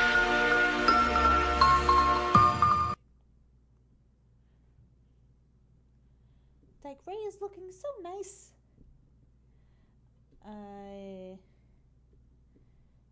I saw the spread you put out earlier. It did look nice. Right? Like, damn. I'm actually kind of happy with how they came out. I was like, oh shit. No, he was looking good. So chat, for context, in another D&D campaign I'm in, it's like my character Yare is in like a school setting, and there's supposed to be a prom episode coming up. I'll end up missing it because it's, you know, on a work day, and like I don't get home till like well after it started. But I still wanted to, you know, like put him in a suit. Like, damn, it's prom. He should dress up a little bit. So I was practicing. Is he long, tan, or handsome? He kind of handsome. He kind But of is he handsome. long, tan, and handsome? Yes. Is he? Oh yeah, I put the whatchamacallits in the character show off on Discord.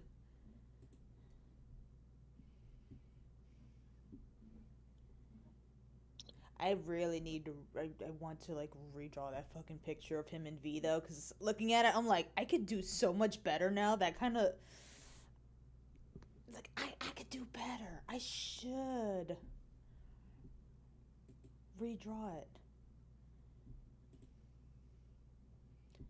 because I can.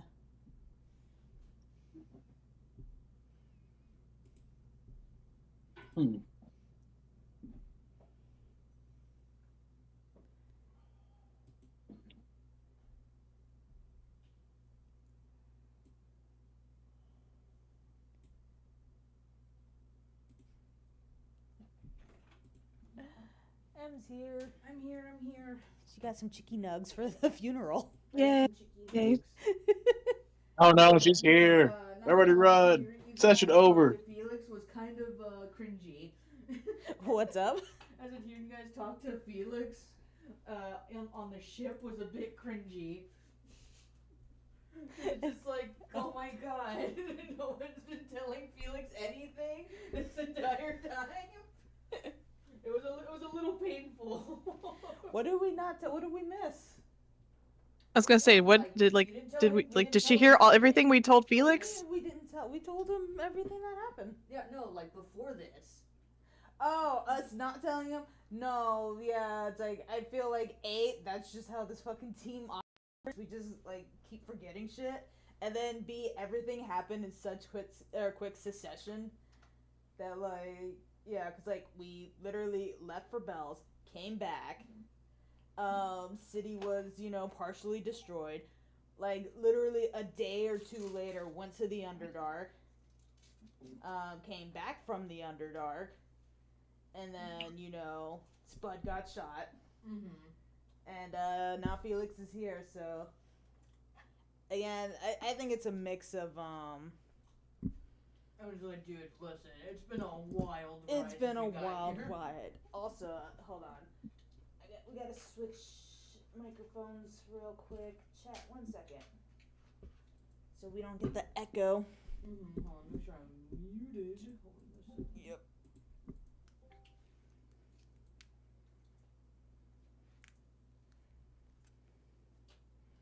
Gotta switch microphones. Which one? Doesn't matter. Yeah, but I kind of like that. I'm like, which one do you want? And you're like, this one. This one, Mom. I want this one. I want this one.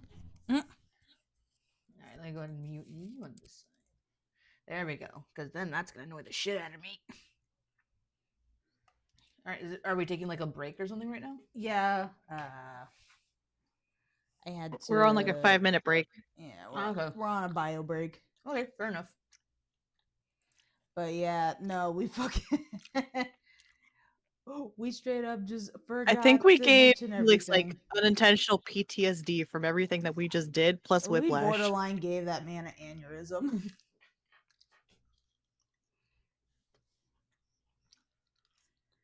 It's like, whoops.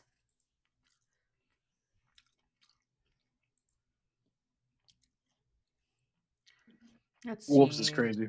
What flavor would Daisy like? She probably like the strawberry one.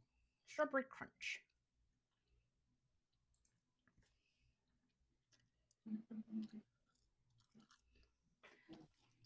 And the whole time I was listening, I was like, dude, it's probably a good thing Daisy's not here to listen to this, because I feel like she would be livid. Oh, yeah.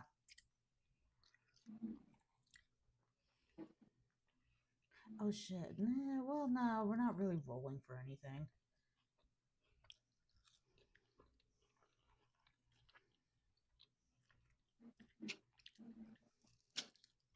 Can you move the mic just a little bit away from your mouth?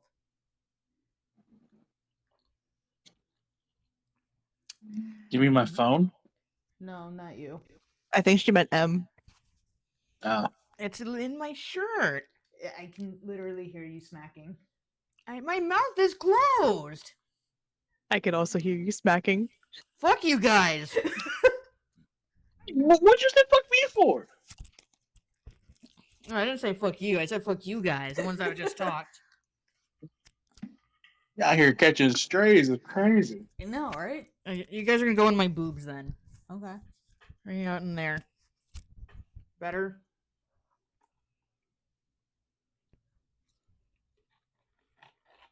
I have to. I mean, the for smacking didn't bother me, but I just wanted to acknowledge that I also heard it.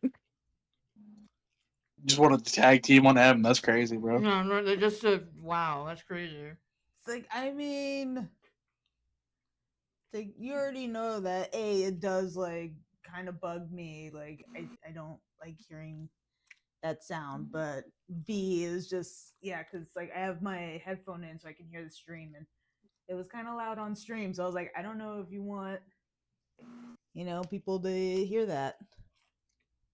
Now we Guys, gotta get chips and just be munching on chips during session. Just I got a quick question. Yeah. Any of you cat owners that are on here, have you ever caught any of your cats trying to drink out from water from the toilet or from the sink? Yes. It means that Yes. your water's dirty and you need to change it more often. Just take their bowl, clean it out, and then fill it back up. They'll be fine. Well, here's the thing. We got her one of those really nice, like, um, Change the filter. no, the filter is fine. The water there is like pristine and is filtered, like, with a little waterfall effect. And she, I mean, it's like decides to drink water from the sink, and I caught her again doing it. Even though it's Does like she her not like 50 the flowing water? Or does she prefer the stagnant water? That's the question. thing is that she does drink out of it, yes. But I don't know. She's just like, I think she's like trying to.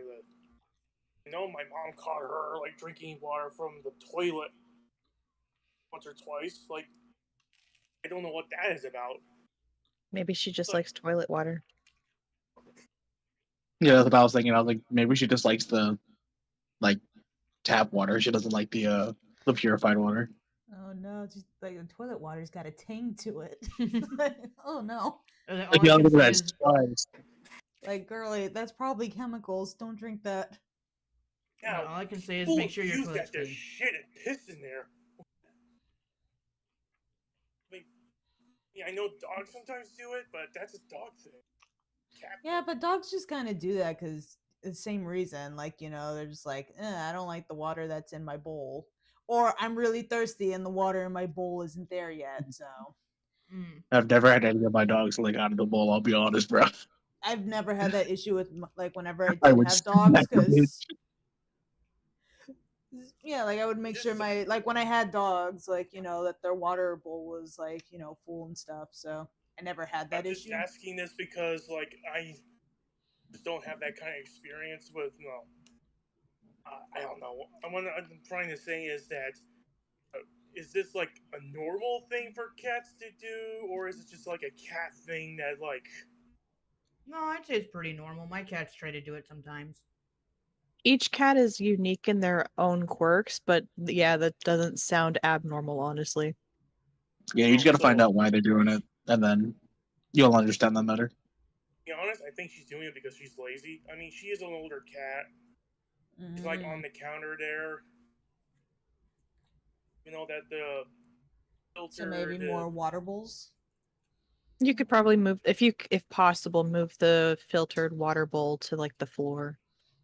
I have to discuss that for my Or family. even just like, get, like, see it. small water bowl, or, like, like a cup or something that she can just have. Yeah, but you will have, like, randomness water bowls all over the place, and we don't want that. Well, like one or two, like just in the places she hangs out in.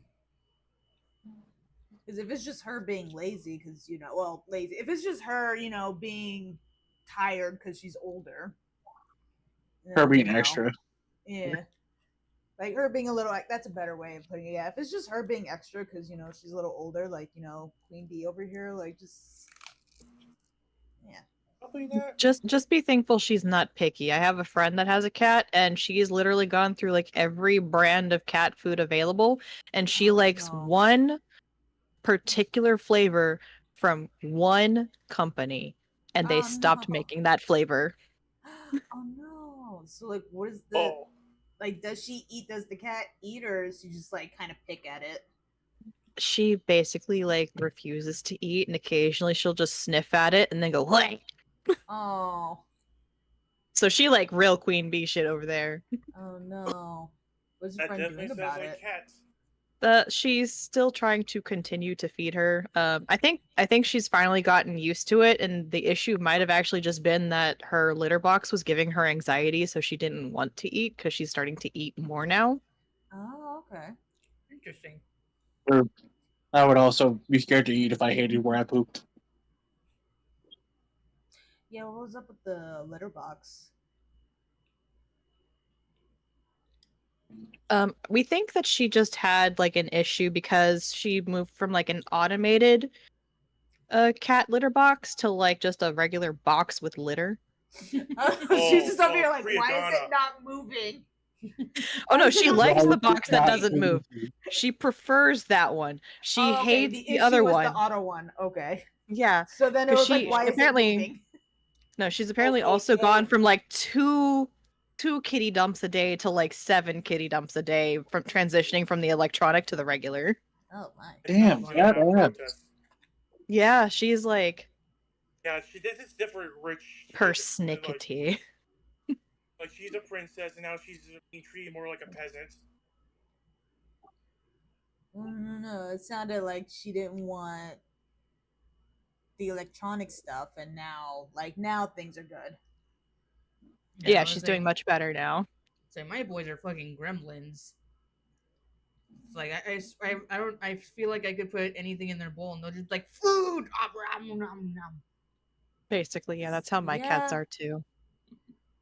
Sometimes they go after the Since trash. Bella is basically the very first cat you've ever owned, so like I don't know that experience with like male cats, so probably that's If she begins yowling just randomly, she either wants pets or she's trying to get laid, and do not let her around anything else. she was fixed years ago. That means nothing. Yes, it does. For male cats, maybe. For female cats, no, they still want it. Oh, I guess I don't know. Maybe Rona's ace then, because she doesn't meow at all, really, and she was fixed. Bella does like to trill a lot. Trilling is different. Trilling is just like a, oh, I'm happy noise. I thought that was a hunting noise. It can be both. No, it's more like a hunting noise is more like. Oh no, that's frustration. That's the frustration noise. Like where she does like a little with her mouth. Sometimes there's noise, sometimes there's not. That's a frustration meow. Mm-hmm. My cats do that sometimes when they see birds outside and they're just like, I can't get to you, but I want you. It's like I want to eat your flesh. Literally, though. I'm learning so much about cats today. Listen, Like I will not claim to be a cat expert, but I've had several cats. Nah, fair. Like, I'm cool with cats, like, you know, like, but I've never, like, grew up with them, because, like, my mom's fucking terrified of them. Oh, so, like... Understandable, but oh. Yeah, it's, I never grew up with them, so... like, and these cats are, like, the extent of my knowledge, and from my understanding, they're kind of their own... Their own entity. They're their own thing. That is fair. Not only are they like bigger than most cats, but like, you know, they have their own like special quirks that people are like, oh yeah, it's like that's a little odd, but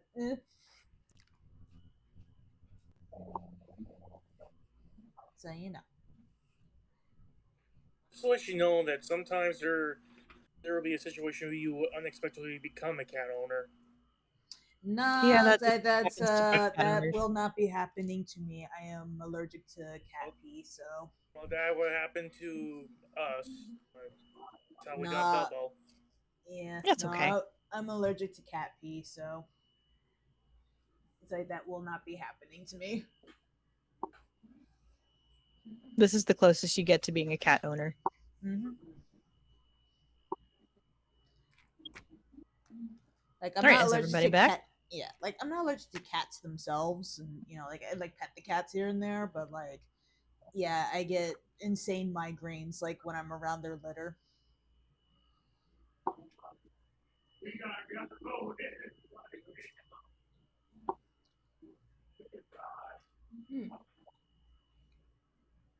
Everybody back? I think so. Isaiah, you back? Mm-hmm. Dupe. Oh, you still have a death counter on your stream, by the way. Do I? It says Oh, 101. shit. Yeah. Fuck We no, try to I'm kill not. more people. Let's go, dude. You're like, ignore that. Ignore that. Oops. Hell no, we Oh. killing more people now. That might be because I'm on the wrong channel. Hold on. I just thought you were on that channel because we were just chilling. My bad. I forgot to switch it. She opened like his mom's channel. That's crazy. Yeah. Nah, dude, I am struggling with this fucking Malika fight. Although, in my defense, this week, that. like, my period started and it's got hands. Like, I was struggling to stay awake that whole stream. Mother Nature got hands, is what I Like, heard. bruh. Oh man, that's such a valid reason, but it's also like just funny, dude. It's just fucking. It's like, yeah, I'm off my game. My period started. It's like, fuck, you're right. Like I can't say like you're wrong. Like I can't say skill issue. It's a literal bodily function. Like There was a point in the not stream where skill I was issue. just Yeah, sitting on the floor, like, nope, like I can't stand up. These cramps. Oh, Like, it was skill a issue, bro. But yeah, like, Can't peek his on your period, bro. Skill issue. Fucking hell. Oh fuck! Like I've never heard such a valid excuse. You know, it's like fuck, you're right. Like I can't do that. So shit, I can't blame you. So Trying to here's be a Dark fun Souls 3, challenge like for my the period guys. started. Like, yeah, it's like get yourself one of them period simulators and like play a game, just play a fighting game. Wait, A fighting game. Period simulator? Yeah, Yes, they have them. They're real. It's these what are they called? Don't They're even want to know. no, it's these electro shock thingies that like you put on like your on your abdomen or whatever, and it simulates like what it's like to have like period cramps. It's like a muscle spasm thingy. Yeah, from what I understand, it's like you could also up the intensity. Oh yeah, it's from to simulate the 1 to intensity of 10. the cramps. Yeah, that's because like genetically, my family, like when the women in my family got periods, it was bad. Like it was like they were out because of how much it hurt. I was just like, thank God I'm a guy, bro. It's like, ha, it's getting me by. It's like, ha, all I got was ugly. Y'all got to have to deal with the cramps.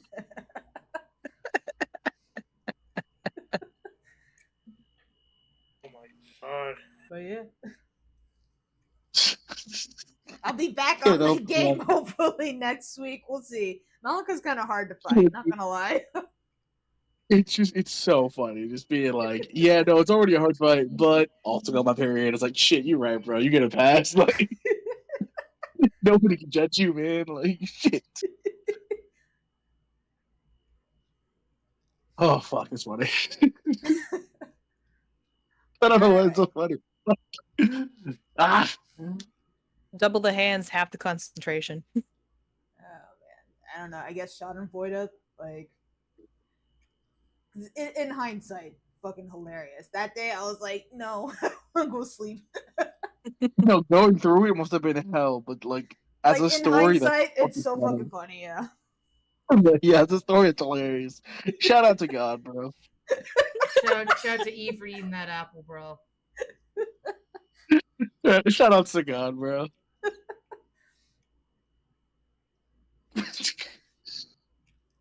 But yes, Oh, we have a funeral to attend. Yes, we do. Yeah, with the person who died. I am. Hey. I mean, we can't do it with a person who lives. So, Welcome to how your you wake and feel- funeral. All right, how you feeling? Sad. Little pre-game interview. A little sad. Like I said, hearing I was hearing most of the intro while I was at work. I wanted to hear y'all's reactions. I was curious. And yeah, I know when Top was describing the body and him clutching the rock, and Baron's like, "Yeah, no, we can't get this away from him." And everyone's just like, "Ooh, yeah, no." Leave It's like that there's a to reason the- for that. Yeah, That should again. stay. Don't try anymore, please. And like, please don't leave them. They belong together.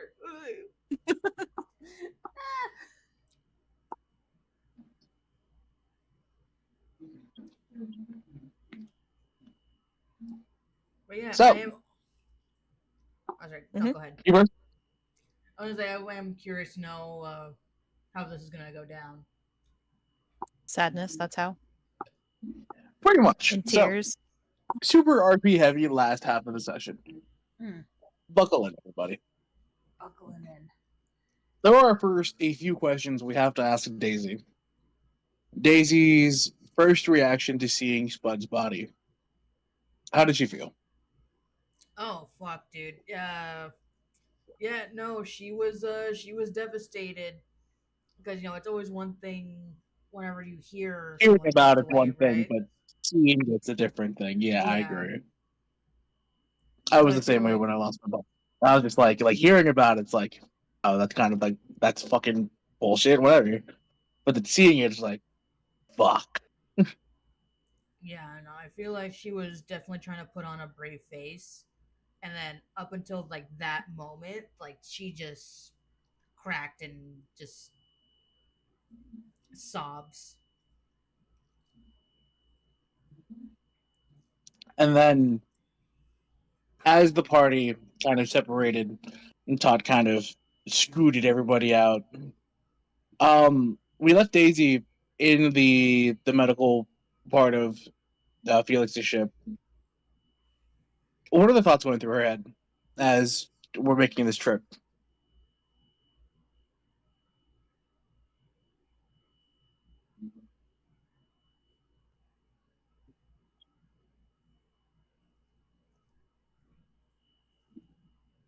Hello?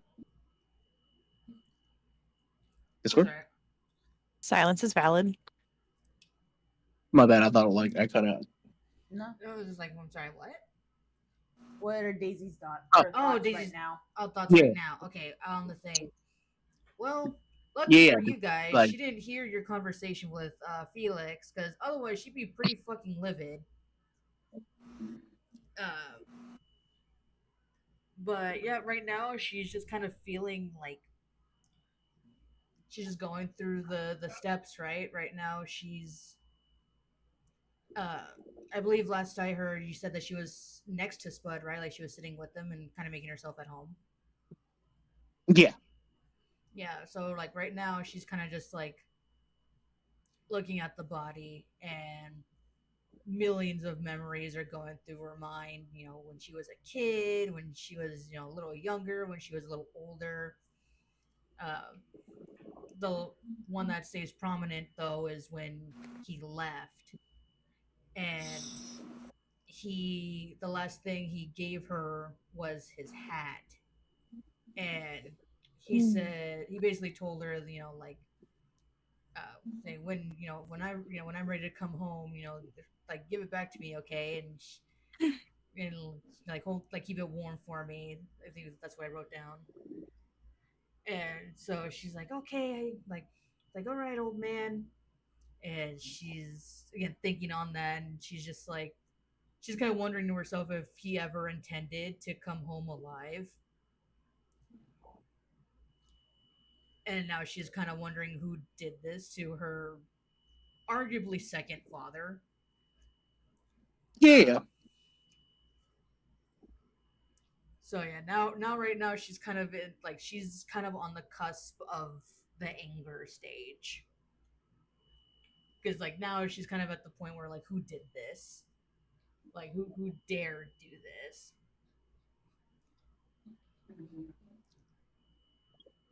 And it's like, I like to think Tot kind of senses this, and he's just kind of doing, how dogs, they like lay their head on your lap. Oh. Like that's what he's doing. Yeah. And yeah, she just He's kinda got his pig pin on your lap. Yeah, she's just kind of absently like giving him release like slow scritches and pets. Unfortunately, she is a bit hungry. Unfortunately, her tummy does rumble, and I like to imagine Tot kind of gives her little nudges. Like she doesn't have speak with animals on, but like he's kind of telling her like, hey, like I heard that. So as of right now, like physically, she's gonna step out for a second so she can get some fresh air. Okay. So we're gonna say that takes a while, though, right? Mm-hmm. We're gonna say we're already in the we're already in the air and flying. Well, one is when you're gonna step out. This way, I don't have to make you roll to see if the moment you get out of the room, you know take off shenanigans and whatnot. Mm-hmm. But you notice that it seems okay. So first, one of the biggest things you noticed is um the ship feels different. You were on here earlier, right? But beforehand, it felt kind of small. But now it feels bigger. Not in a sense of like physically, but more like mentally and spaciously. Like the feeling there, at least the your surroundings, they kind of feel more distant. Um, you kind of feel the space in between, like every step you take. Um, as you go upstairs, try to go outside to the brig, go outside to the deck. Each step is heavier than it was before, Mm-hmm. but you can still take them nonetheless. You know what I mean? Like it's easy to walk, but just the sheer weight of every step feels different. You kind of hear your steps echo, even in this bustling ship, right? Mm-hmm. Like this thing is flying, but you can kind of like hear the echoes of your steps more than you could hear the ship. And as you go upstairs, as you're on the deck, right, you're kind of seeing the sky, the clouds kind of flying past you. A um, a landscape kind of dark and distant. The cold air brushes against your skin kind of harshly. It's it's an almost an attack on the senses, right? Like Mm-hmm. it's bristly cold once you get out. Yeah, But there's also a oh, you first. I was just gonna say, yeah, no, she definitely just like shivers, like, oh, I should have bought a bigger coat. And just after the thought of a coat, though, like there's an empty silence there. That's just you notice an empty silence, kind of in the back of your mind.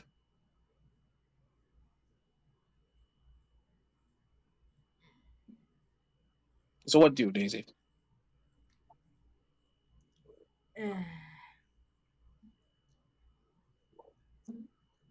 I guess so she's gonna look like kind of like look both ways and see if she recognizes any of the squad.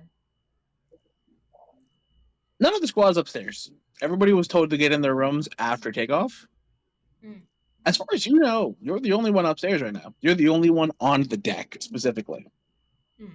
On the deck of the ship, where it's like, you can see everything moving on. Let's see. Would you say it's clear skies out? It's a little overcast. Mm. That's a shame. Yeah, she's gonna look up and hope to see stars, and she sees nothing. She always finds a little comfort watching the stars, and them being blanketed out of view kind of feels what's one I'm looking for? Not in character. It feels how she feels, right? Like if she feels like some of her lights kind of got snuffed out. So she's gonna go back inside where it's warm. Yeah. And I believe the word is like suffocating, right? It's like it's a bit tight. It's like it's still like kind of encapsulating. As you're doing this, party, what are you all doing? This is the first bit of privacy you all have for the first time in a long time. Right? Each of you got your own little room. What is one of the first few things you guys do?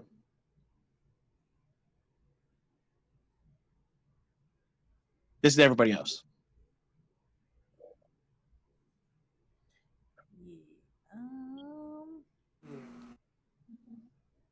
I think Marcus is just lying there on the bed. He has all his armor off. Like he's just like thinking about how everything has expired ever since. Like going the game, being Spud, how everything led to that moment. Reflecting on everything that's happened. Okay. Next.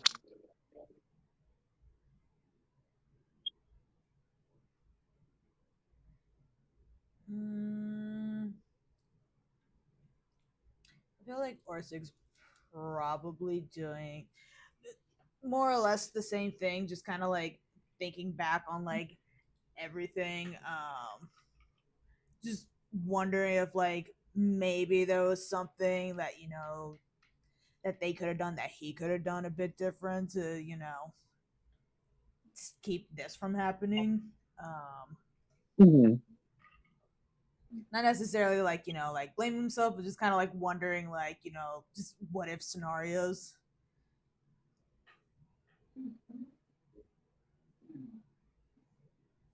All right. Storm, Zed, what are you guys doing?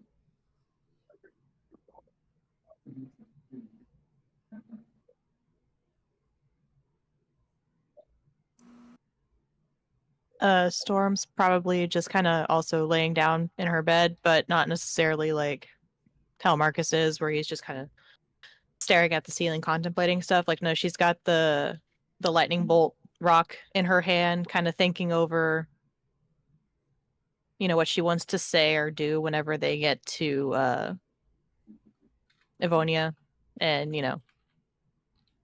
how she kind of wants to honor Spud for like basically what'll be the last time to see him.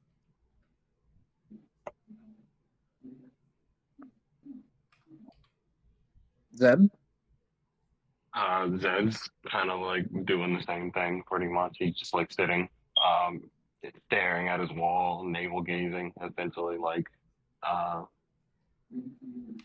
just just thinking of Spud and like his whole he's just like his whole mood is just like he's just got Spud on the brain right now. Like that's all he's thinking about.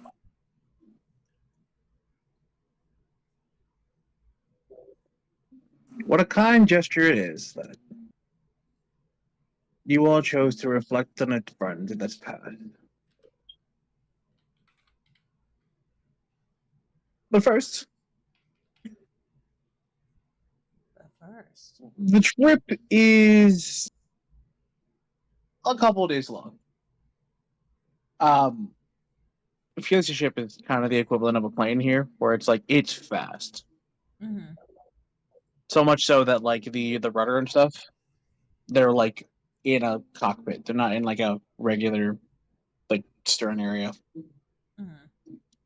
So this trip is really fast. A couple of days.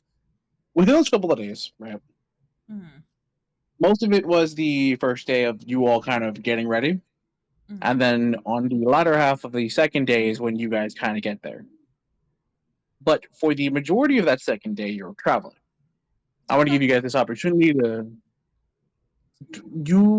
the floor is yours, right? Kind of. You guys looking to talk to people, you guys looking to interact. I'm going to give you the floor here. Y'all do what you need. And then once everything slows down, we're going to go start the funeral, and then we're going to let everybody do their thing, specifically Em. Mm-hmm. So, yeah.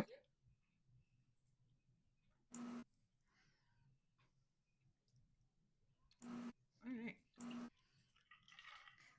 It is the morning of the second day. What does party choose to do?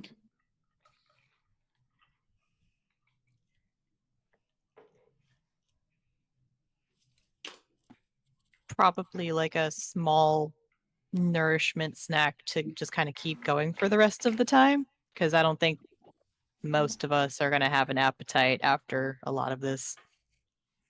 That's fair. That's fair. All right, so Kinda Storm feel gets the same a little MRE ration going.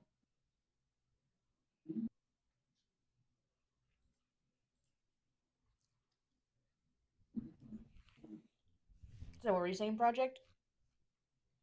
kind of doing the same thing, but also like thinking about like after when this is they give him a proper burial, they need to find whoever did this. The soldiers are prepping their MREs. What are the normal people doing? They're like, who do we gotta kill? Who's the target? Oh, so I can see Orsig waking up and just kind of like, all right, let me go and check on everyone. So probably gonna start with Daisy. See how Or when you she's open the holding door, up. Darren's been trying to knock on it for the past 5 minutes and has Oh. been very nervous. Hi. Oh, I figured you'd be awake.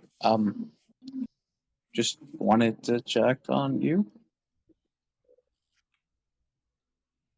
I feel like there's like a good moment of just awkward silence. Yeah, just as, just it's a little awkward still. Do you want to come in or? no. Then I just wanted to see how you doing. That's all.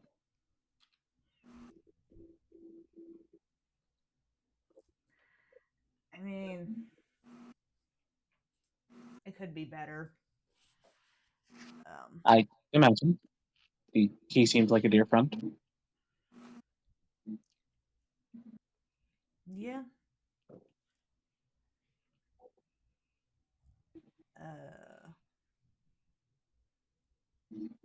How are? I mean, you kind of knew him. How are you doing? God, it's so awkward.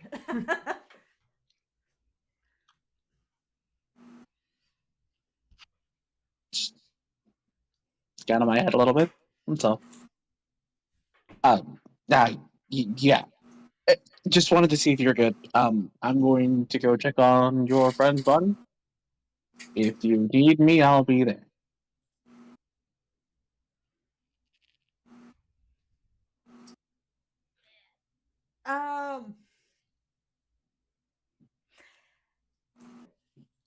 Hey, so, like a lot of awkward ums and fumbling. Listen. Yeah, it's like a bit of that, a bit of It's gonna be weird, but it's like look, I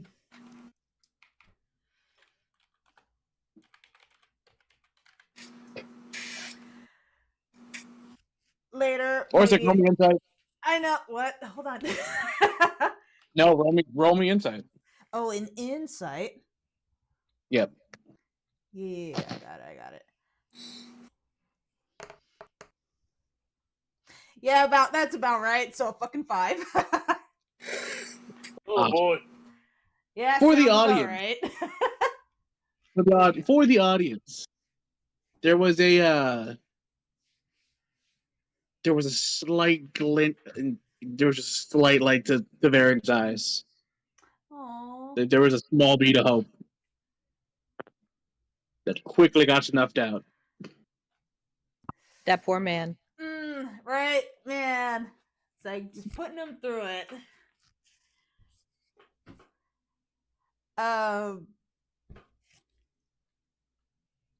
Okay, sorry. I was going through my bag before we left, and I had found a bunch of letters in there, and they're all addressed to you. I didn't go through them or anything. I kind of figured maybe you want to look at them first if you wanted to.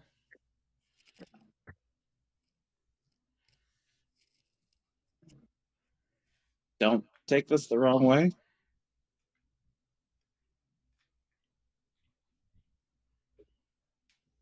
But I'd like to go through them with my Orson. Oof. Yeah, I kind of. I appreciate it. Thank you. Um,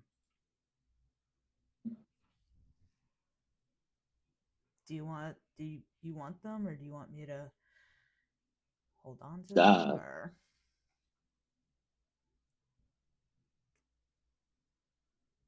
You can hold on to them.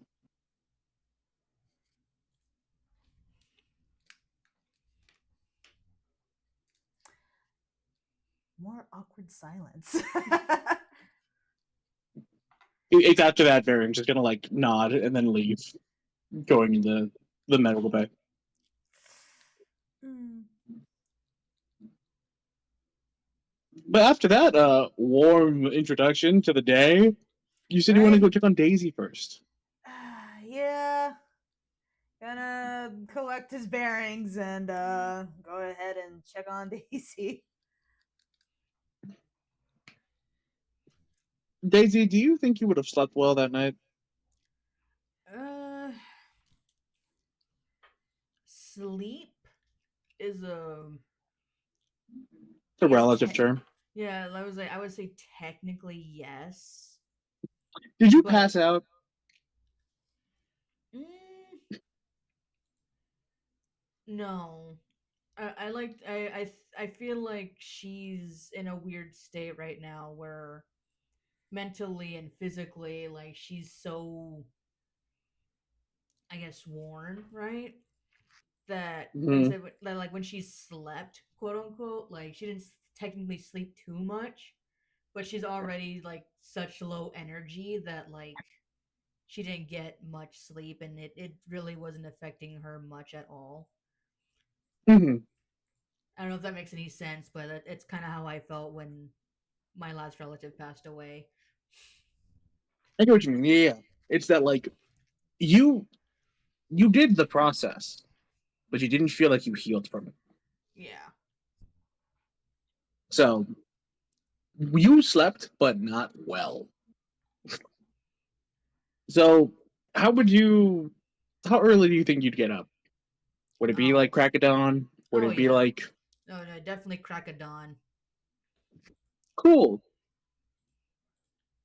So like now would she be up like, oh, like running, like walking around? No, like I No, think probably not. Right? like Yeah, as of like you're like in bed, awake, kind of thing.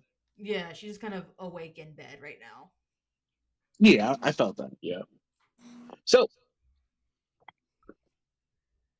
as you gather your bearings, kind of in the crack of dawn, you open your eyes and you feel that sleep didn't didn't diminish the mental exhaustion, right?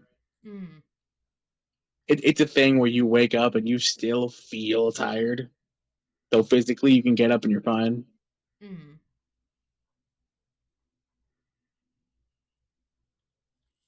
Or like, how would you approach this? Would you just knock on the door? Would you just open the door weird like that? No. Just hey kid, how's it going? Say he doesn't know her like that. Yeah, no, he'd just knock on the door. There was a knock. She's gonna get up and like She doesn't have. I feel like she brought a robe from home. So she's just like covered up. Yeah, she's all huddled up and covered, and she's gonna open the door, and she's like, "Oh, it's you, Arsic, right?" Orsic, but yeah. Right. I'm sorry. No, you're okay. How are you doing? Okay? Do you need anything? Uh,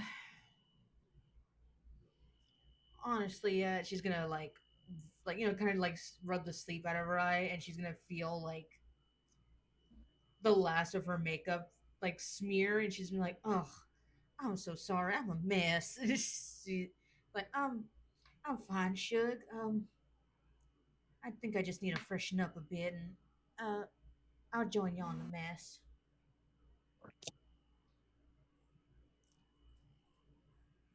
She was like the mess. I'm assuming there's a mess hall of some sort, like a kitchen. Fancy ass shit. Did you think this was? I don't know. I don't know Felix like that. Yeah, right. I don't know what kind of. It's like maybe he is kind of bougie like that. It's bigger than the Hot Pocket, so I imagine there's something in there, right? It is bigger than the hot pocket. I feel like the Hot Pocket's got like a little kitchenette that barely fits one person. Yeah, it's just like I don't know. Like it probably just fits Spud just right. Everyone else is in there like, fuck, I can barely reach this. There is like a little. It's not like a big mess hall, but there is like a there is a makeshift kitchen. Yeah. Yeah, she kind of like Where, corrects herself. where y'all eat is a different story, right? Like y'all can eat anywhere on the ship. Yeah. Sorry, so scratch that. Maybe not on the deck, but just or not in the mess. She's like, oh. It's like, I suppose I could get something to eat. What time is it?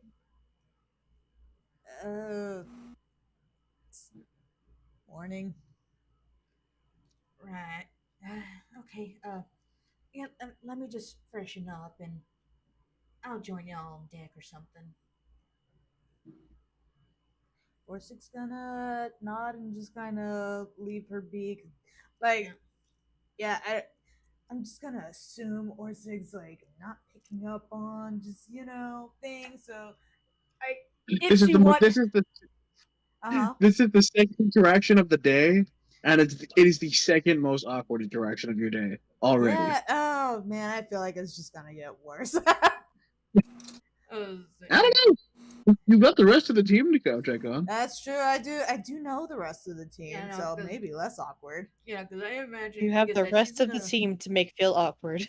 It's like, so guys, how are you? And everyone's just looking at him like, dog.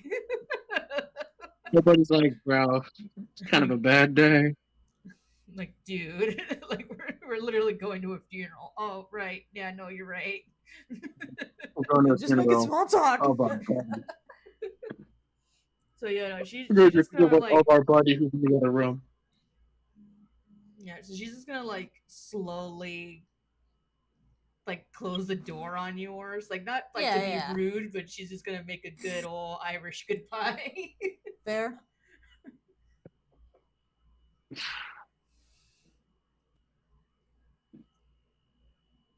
Okay. One down. Well, no, I guess technically two down. Two down. Two down. Couple more to go. It's like, who's up and about?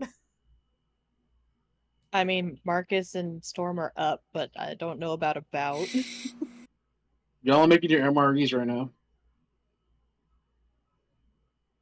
It's like two birds. You could probably one stone. smell the food cooking. Yeah, two birds, one stone. Go see what the fuck they're up to. Be like, why do I smell smoke? I don't think Felix likes that. Okay, well, Storm's up.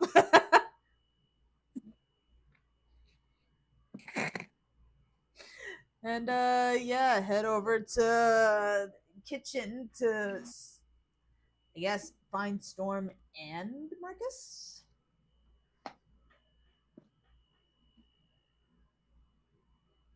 Yes, no, maybe, Maybe. maybe. They just used some of the water. Where they are Oh, on the why ship is there up to them. smoke? Yeah, Because they're that's how using MREs MREs. work. You add water, and then they, the thing inside reacts to the water. Okay. Like, I want to ask a question, but I feel like it doxes you, kind of. But like, I'm not gonna say it right now. I mean, you can ask. I don't know how it would dox me. No, not you. It would dox Kuma. Oh. Yeah, maybe wait on that one. I was gonna say, yeah, never mind. I mean, But I yeah, could no, that's ask how it in a MREs work. roundabout way, but it depends on like whether or not you pick up what I'm saying.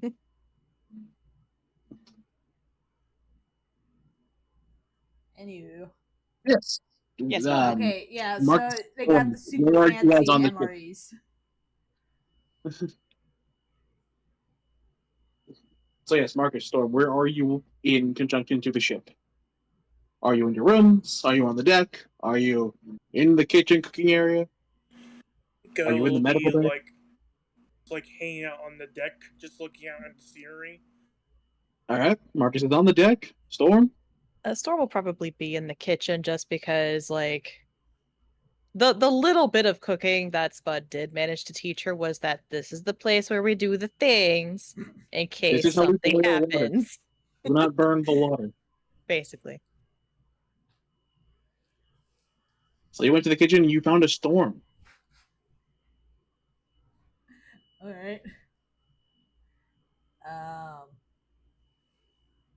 Hey, morning. Oh, good morning. She's gonna kind of like gesture to the smoking pack. Would you like some? I think I have an extra. Maybe later. I don't really have much of an appetite. All the more reason we have one.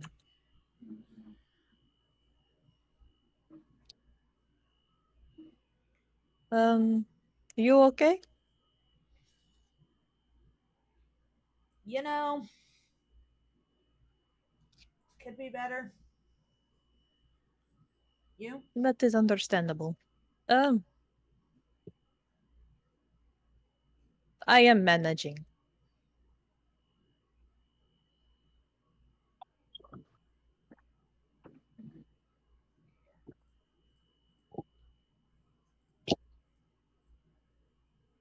It'll be too quiet without him. Yeah.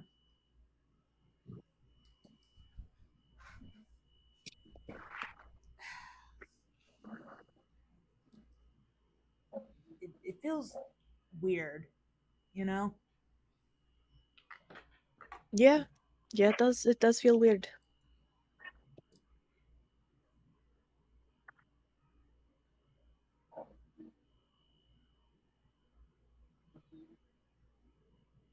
I know he will be missed, but what will you miss of him most?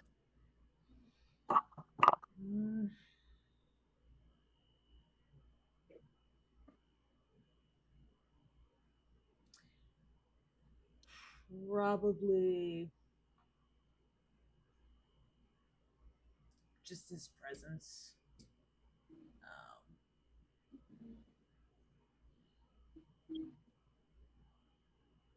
You know, like he was just very,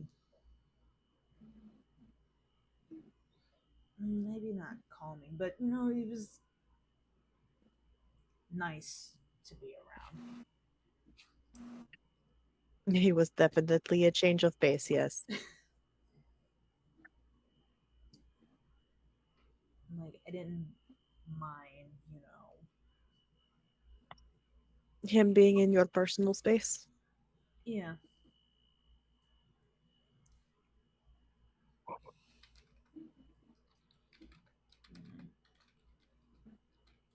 I also probably miss just his advice and stuff. Like I didn't really have a grandparent, so it was nice.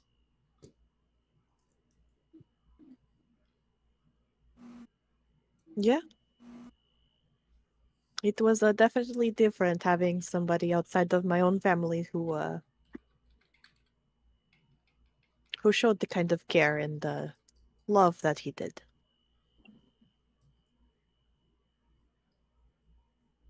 Especially in the manner in which he did so.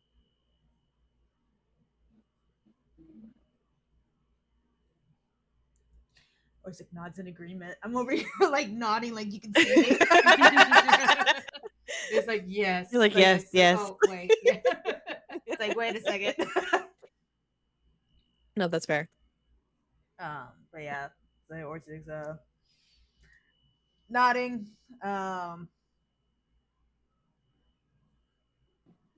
Like definitely like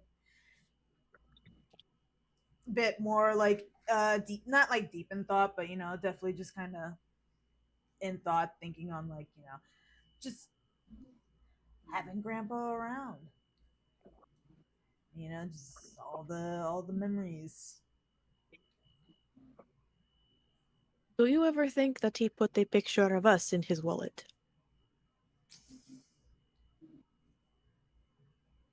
Did we ever have pictures taken? None that I am aware of. But I feel like he was a sneaky old man.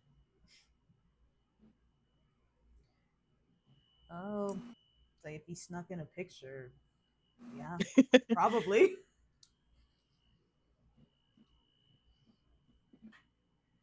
I hope so.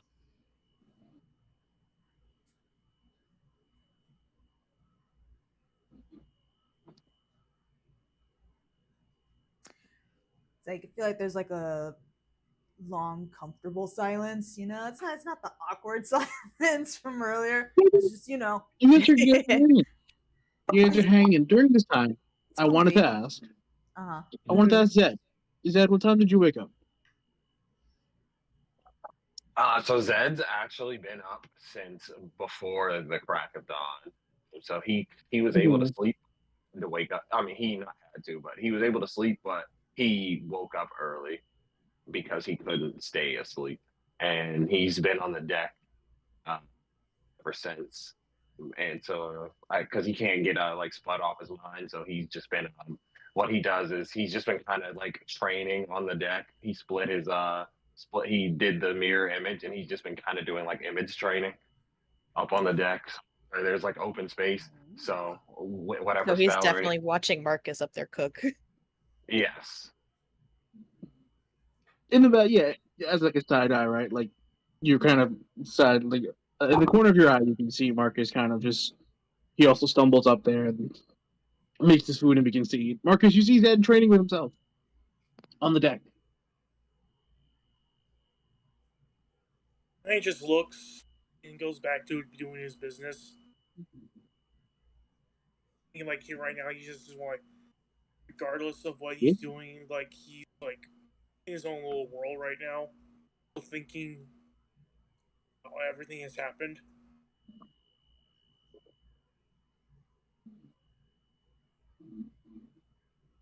Zed, what image training? In which way? Are you practicing spells? Are you practicing your sword? So a little of both. It's mostly like hand to hand, and then a couple of like big spells. So, and like he made a point to do it out in the open so that like the bigger spells just kind of like float off and don't like do any actual to the shit. All right, I can see that. Thank you.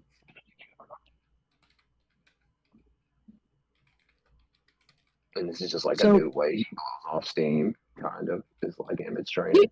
And as you get into your groove, you're kind of more comfortable flinging your bigger spells. And during the comfortable pause, Orse and Storm, you kind of hear the echoes of one of the bigger spells you're kind of just flinging out there. Is that Let's say I'm flinging out what was it, like just a couple of magic missiles. All right, cool. So yeah, you kind of hear just these.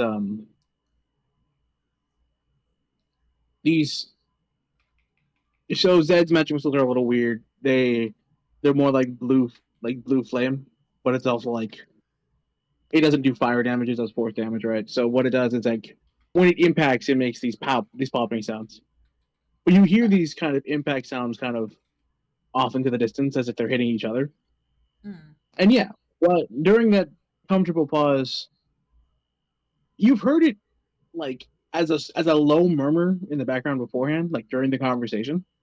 But when you hit that comfortable pause of like, fondly remembering Spud, you hear the crackles of combat.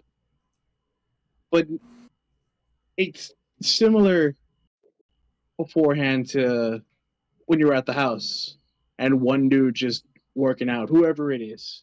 There's always somebody in the training facility. But yeah, it sounds like somebody's just blowing off steam on the deck. Can we kind of? I feel like at this point we might be able to like tell who it is because like I don't think Marcus Oh, knows that 100%. spell. You Okay, can tell by the noise it's Zed. gotcha. Like specifically the spells he's casting, you can tell it's Zed. Okay.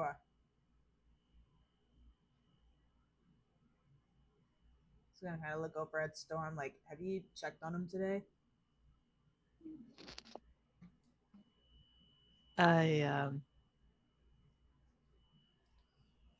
No, and I probably should have.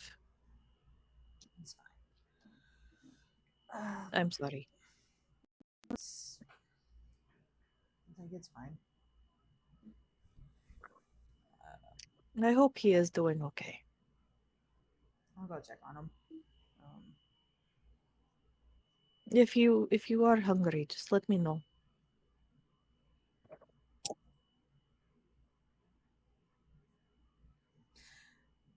There's like out of character as a part of me. I was like, man, I kind of want to be just a little snarky because it's like, No, but no, then it's like she gets it. She probably sees like the little bit of yeah. like I will consider the offer.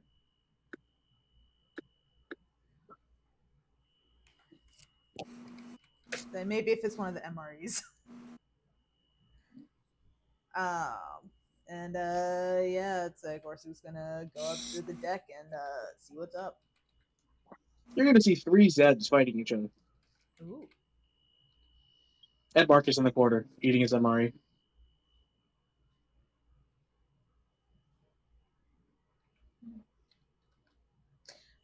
You can tell with Zed that he's been there for a while.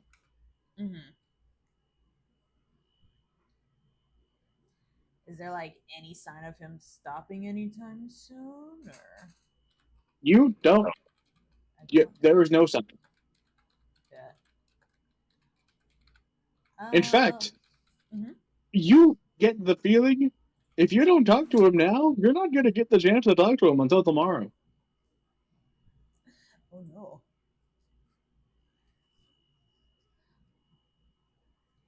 Okay.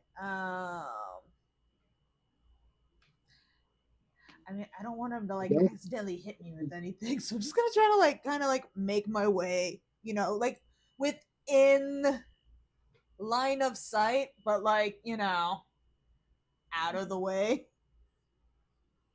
If that makes sense, like, hey, I'm here. It makes sense, but Mirror Image is a funny spell in this campaign. You have to make me a perception check to see if you can tell which one's the real Zed. Orsa, go. Yeah, that's about right.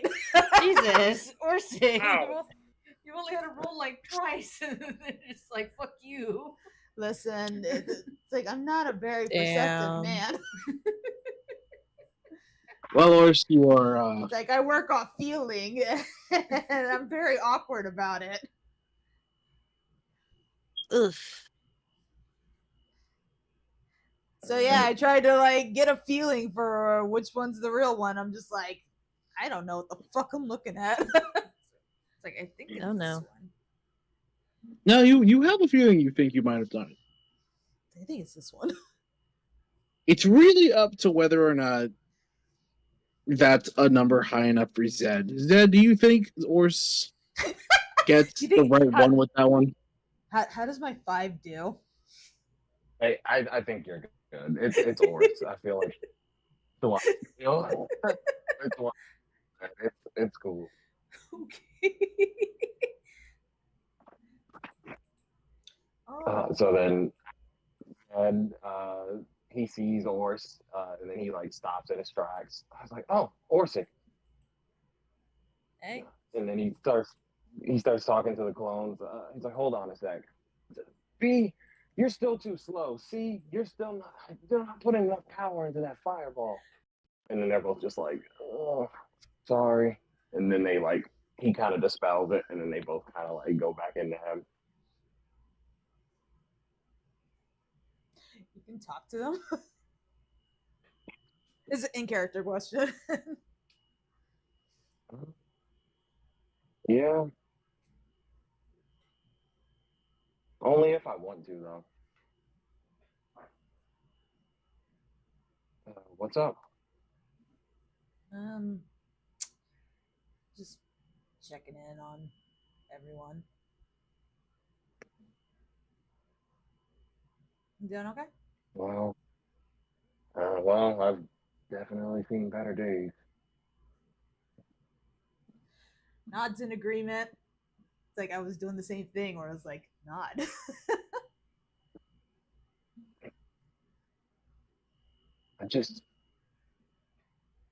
Man, I don't know what am I gonna do without him, Morris?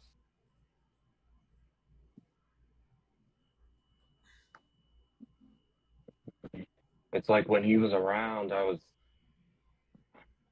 was always learning something new, you know. Even when took that break away from school, he still made time to make sure that I was keeping up with my studies. He was gonna be around to be like, "Hey, good job, son. Your magic stone's getting real good," or, "Hey, you don't have to move your mouth so funny when you're talking to animals."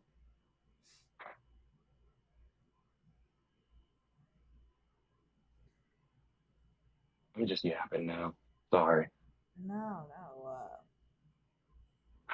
I understand.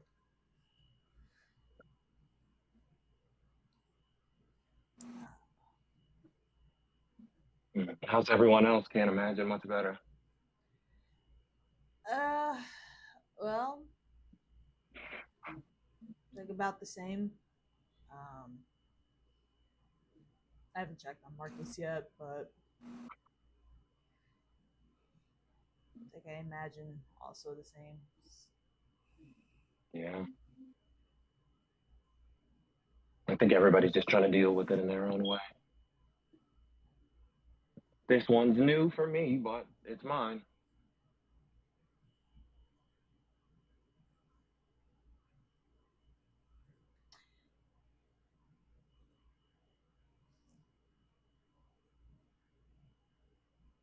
What about you? How are you holding up? No, sorry, I was like, wait, hold on, like out of character. It's like, didn't you or weren't you? Oh goodness, words. Were you old enough when like to know what was going on when your character's parents died? Like kind of. Kinda. Okay. Like old enough to remember, yeah, like I guess like alive. I'm old enough to remember them like as people for the most part, but like nah, I didn't spend a lot of time with them now. Okay, cool. So, yeah, that statement kind of threw me off a little bit because I was like, oh, wait a second. Okay, yeah. Yeah, just Mhm. concept of him use what's it called, a mirror image as like a way to decompress is new. Oh, that's what you meant. Okay. Yeah, sorry. Yeah, let me No, clarify. you are good. That is in characters like that is definitely a way to deal with it.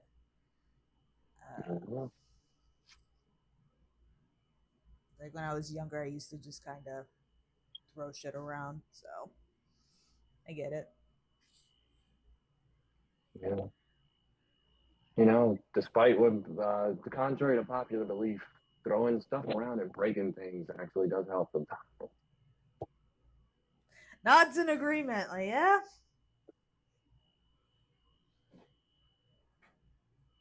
Like it can't help.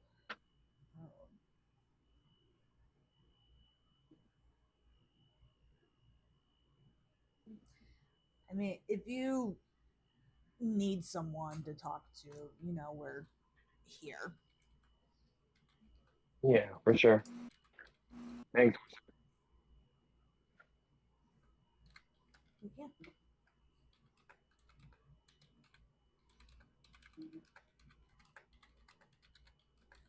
And then he summons his images again and then goes back to training. Go on, leave them be. All right. Say, Marcus, is your turn. There is one left. So yeah, just gonna go ahead and leave Zed to, you know, his training, go over to Marcus and see what he's up to. No. Hey.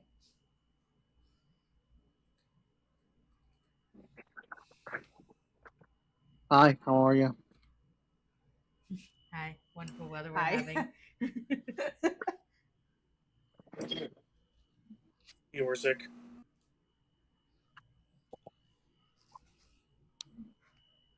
Are you doing okay? Honestly, I don't think so. I don't think any of us will be for a while.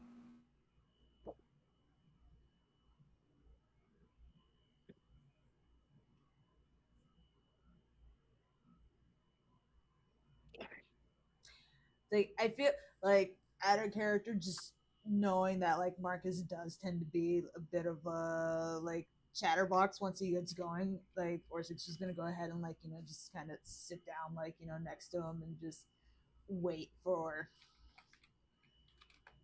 like Marcus to, I guess, get comfortable.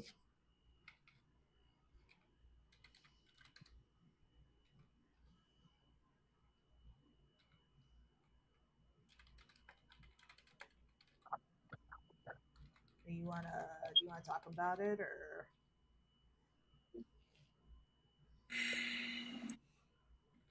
Marcus just sighs, like, doesn't really know how to think of this. Like,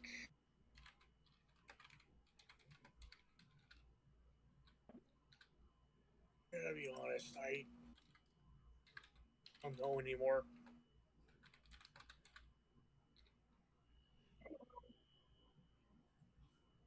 Doing my best.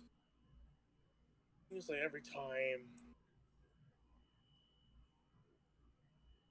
Oh. Nothing's ever been the same since I left home.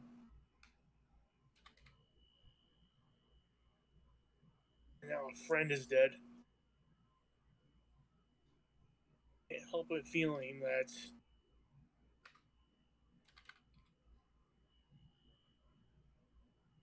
is there anything that we could have done?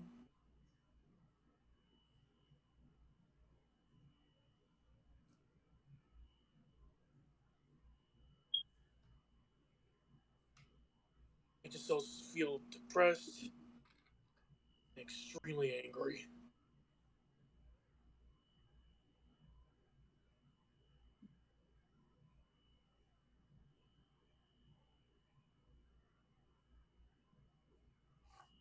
I just don't know anymore.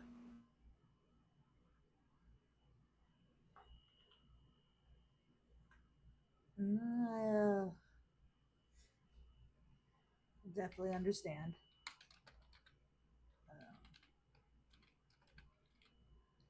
Weird. Feel the same.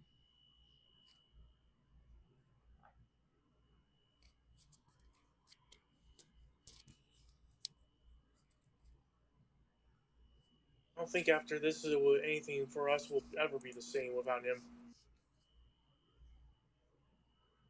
No, it won't. And it's gonna be very weird.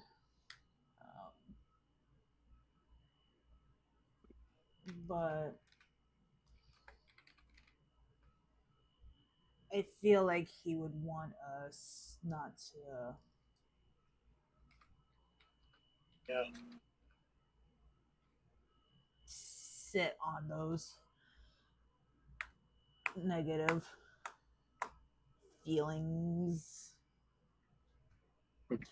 Awkward because, second language. Like, what words? What word use? I don't think he would want you to be angry and depressed for a long time.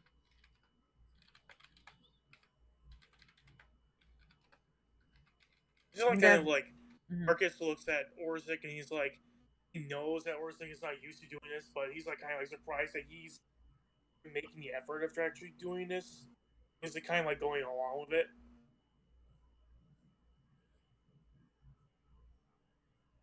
I kind of like wonder if Marcus, like if Orzik knows that Marcus knows that Orzik is trying his best here. It's a language barrier thing right now. It's like I am playing up it's like common is my second language.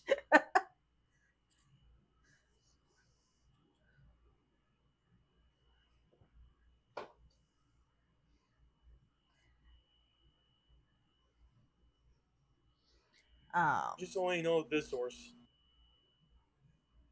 We need to do something. Once we put our friend at rest, we need to find these bastards and make them face justice. This can't go on forever. Well, like I said before, I'm not against the idea. The thing I'm against is rushing into it. Like, we don't have a plan. We don't even know who did this. Like, believe me, I would love to, it's like get whoever did this. Like,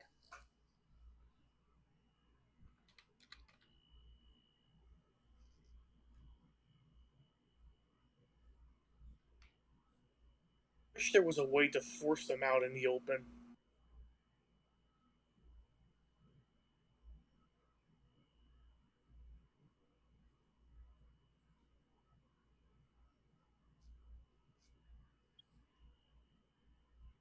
I just wish there was a way that we knew by looking at them, we knew that they were part of the cult.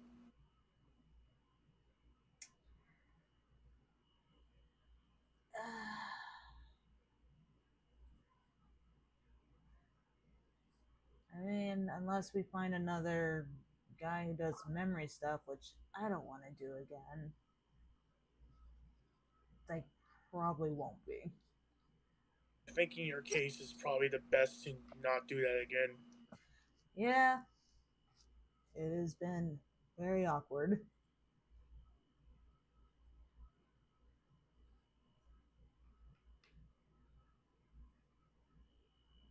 I want to hope people know that Varen does love you. He's right now very hurt. This happened.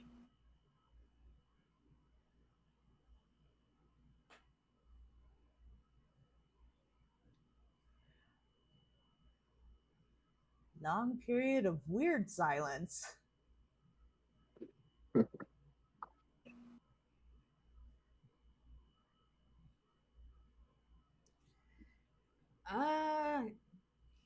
Can Daisy come out?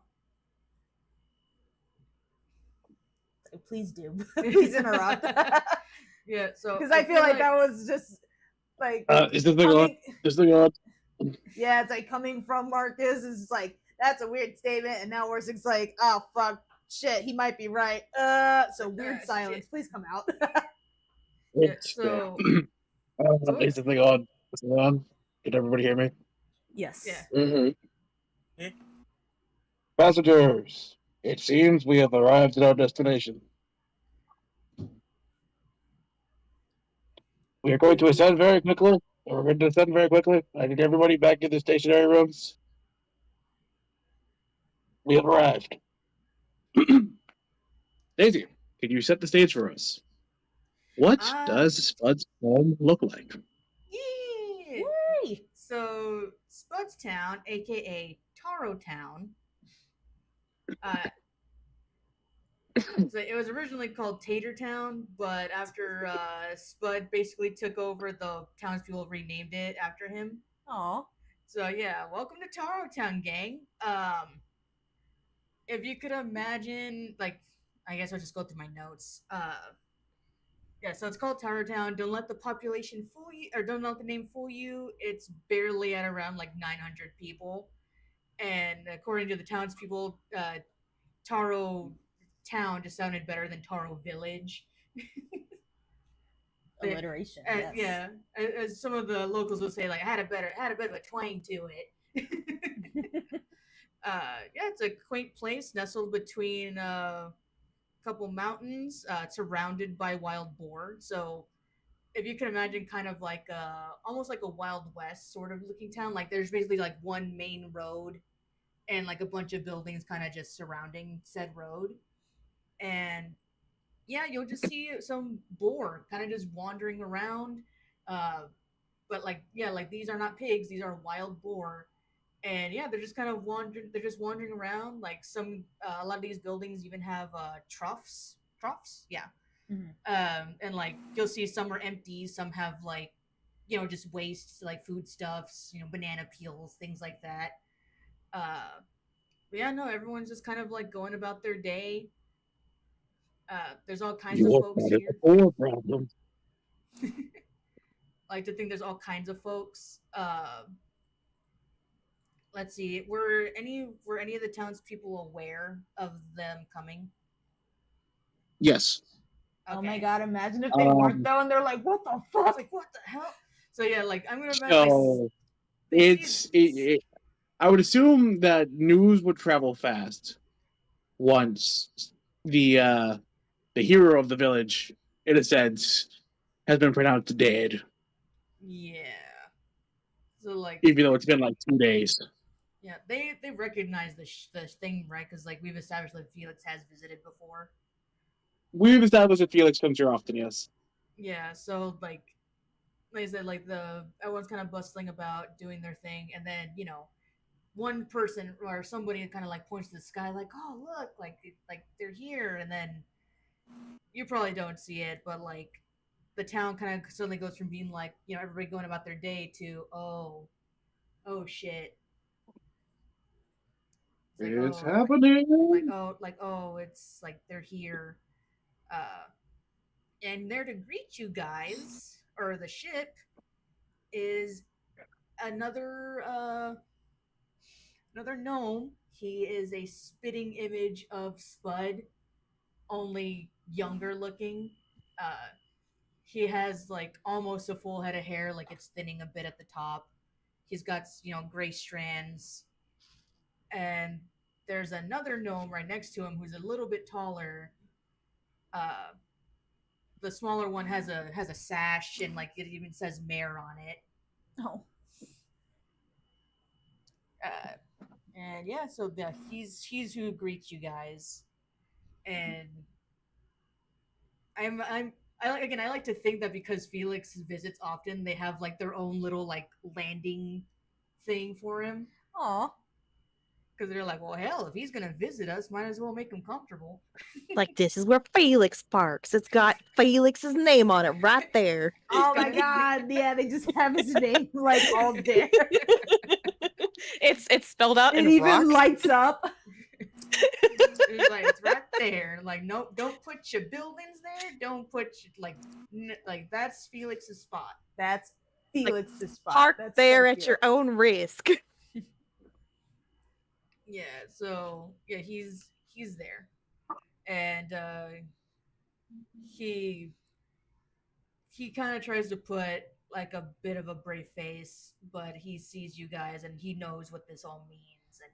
And so he just goes, howdy, well, welcome to Taro Town. Pardon me, I'm Ube. I'm How's it going, Uba? Oh, hey Felix. He's in there. No need to ferment. Sorry, what was that? No, he says no need the formalities. Oh, he's just like, oh, nonsense.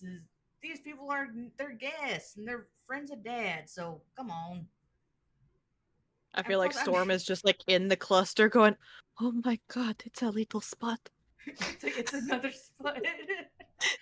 And just like, and he kind of like she's trying not to break down again. Yeah, and then Ube kind of pouts a bit. He's like, come on, Felix, I never get to wear the sash. You know this. You know your old man wouldn't have wanted him to anyways. He goes, yeah, and he looks to the gang and goes, so this here's the motley squad, eh? Just kind of nodding. Still like in awe that it's the little Spud. Like it's almost the spitting image of just another Spud. Oh my goodness. Is it obvious she's like staring him down? Yes. I'm like, Probably. I feel like like she's she's bump her with my elbow, like stop. And the Storm is not one for subtlety. She is wide-eyed at Ube. Just oh like, my goodness. Oh, yeah. Yeah, I'm gonna just bump her with my elbow, like quit it. It's like, quit staring. She's gonna like be like, I'm sorry. I'll be back. You get acquainted with the Motley Squad. Sure. Let's see here. As I just said, I'm Ube, and this here's my son, Burdock. And he just goes, and he just bows his head a little bit. And he's like, nice to meet y'all. Well, come on, follow me, and I'll show you to our tavern. It works as a bit of an inn. Our little town here's been, well, kind of busy as of late.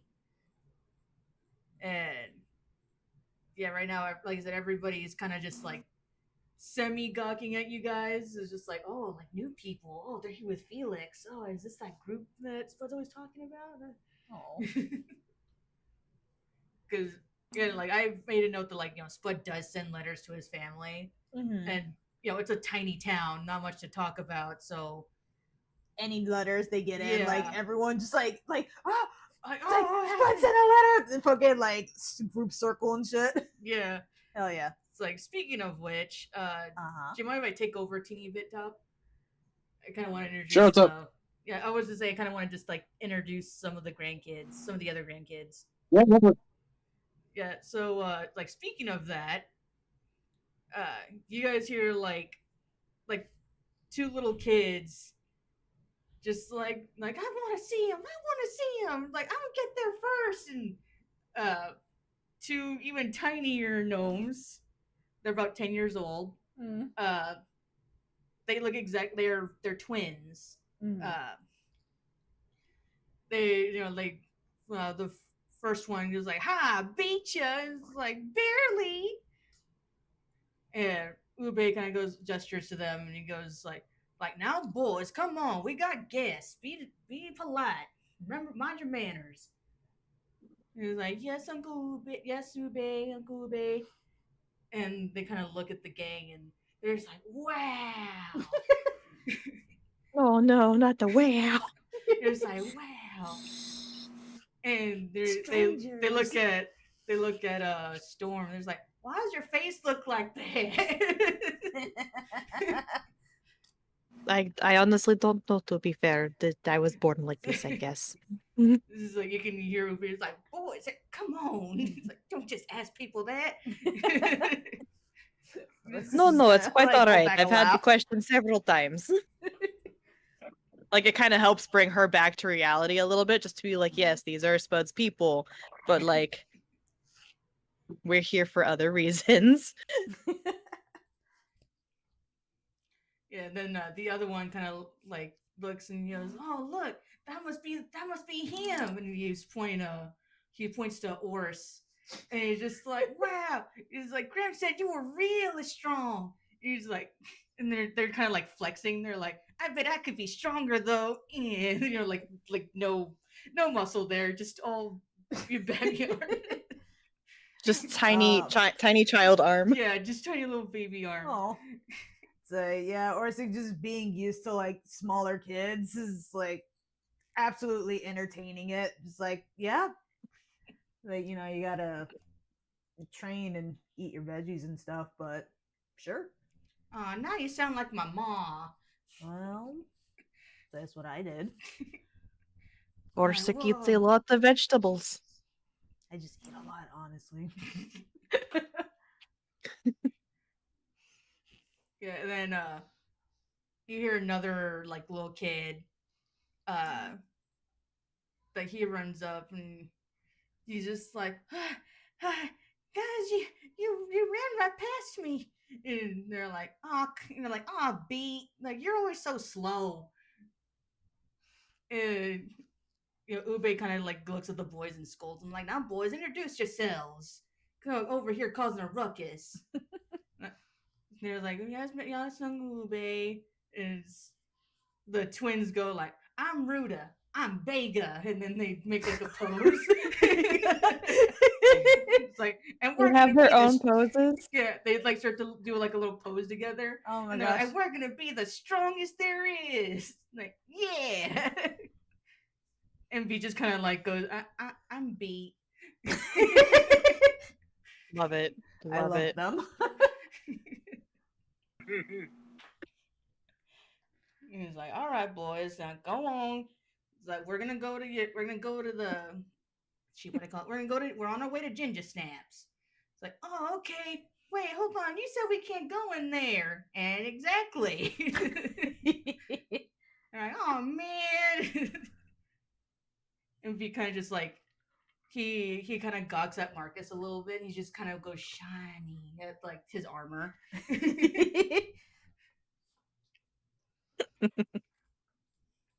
I love them. They're fucking adorable. This is what I imagine Ruda and Vega being like all the time. How'd you put a gift? I did. I felt it was appropriate, all right? Oh yeah, no, 100%. That was definitely the inspiration. Good. It's like, we're gonna be the strongest. Well, you got the spirit. Yeah, so I'm just gonna say that Daisy is like trailing behind you guys, and the boys kind of like keep her at. There's like, oh, sis. And they start like chatting away at her, just like, "Oh, like, did you see, like, did you see how big that guy's muscles were?" And she just kind of rolls her eyes, like, yeah, I know. And she kind of follows you guys. And yeah, down like a little ways up the road, there is a tavern called Ginger Snaps. And Ube kind of gestures to it and just like, "All right, now this here is run by my niece Ginger. So she should be in." And he walks in, and there are a couple of people like again kind of just like stop and like they're trying not to stare, and like, oh man, they're really like there's different people like, "Oh, whoa, it's them, whoa, they're here." Just like, man, just like, oh man, they take up almost the whole tavern, don't they? Oh. And behind the counter you see a lady. She's making drinks and such, and she goes, "Oh, Uncle Ube." It's like, oh, and then she kind of looks at the rest of you guys and goes, "And the Motley Squad. Well. How'd you know it was that Uncle? Come on. Yeah, you're right." So take y'all's need. It's like, how many other groups do you know with this many people described in this exact way? Exactly. He's just like, yeah, that's a dumb question. Yeah, he's just like, yeah, that's a dumb question. Yes. Well, I take it they're gonna need a room. Luckily for y'all, we just cleaned some out. So whenever you feel like it, come on down. We can get you something to eat too. Thank you.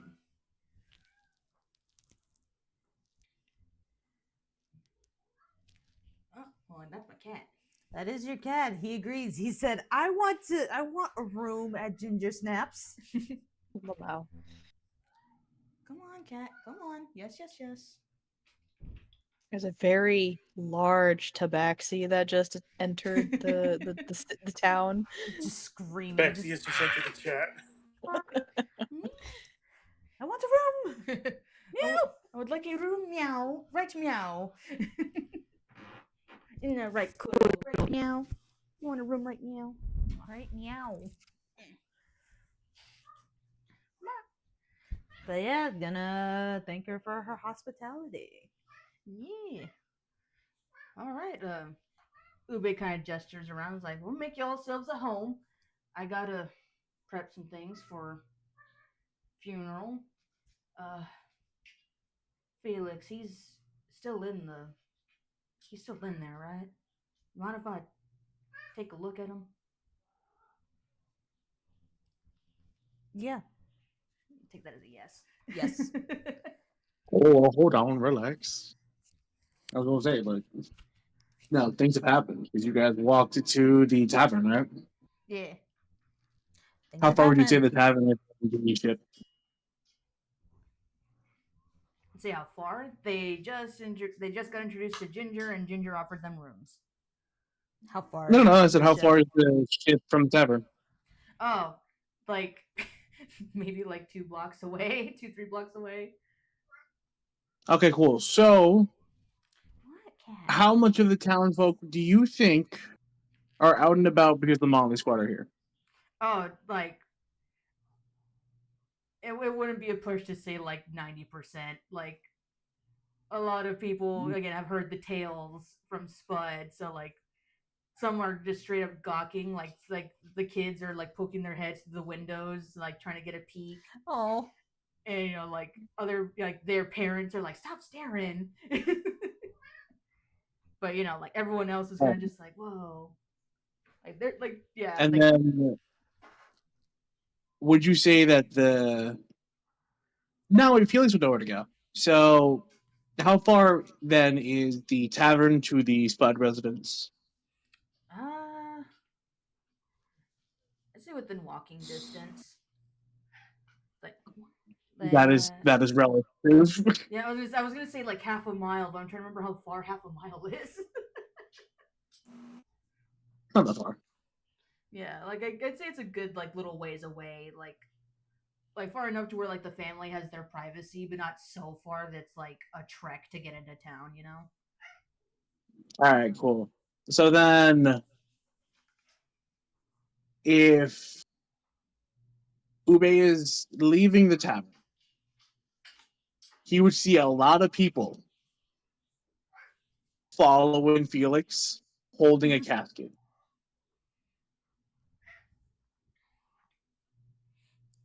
Jeez. Okay, I feel like this is when another family member would pop in.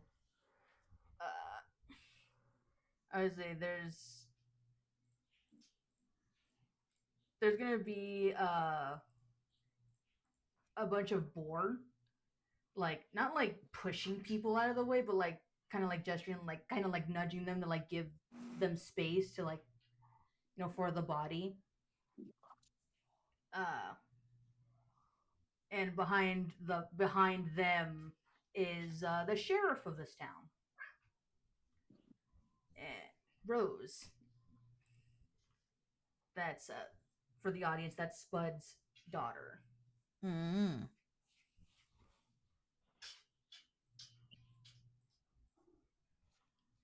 Oh, I'm sorry, sir. Are you bored now? Kuro's throwing a tantrum now. You can't. I just hear Kingdom Hearts music. Did you hear Kingdom Hearts music? Are you good? Are you having a stroke? I thought that was Toast. Lamau? Where are you hearing Kingdom Hearts music? I don't know. That's why I was like, let's hear this. What's the tripping? I mean, I could definitely hear the Twilight Town music playing in the background for this place. The Oh my god, yeah. On my end, I'm having like indie ambience music playing as we're playing this out. I do that because I don't. You're No, you're good. I'm not concerned. Yeah, no worries. Hey, that's not.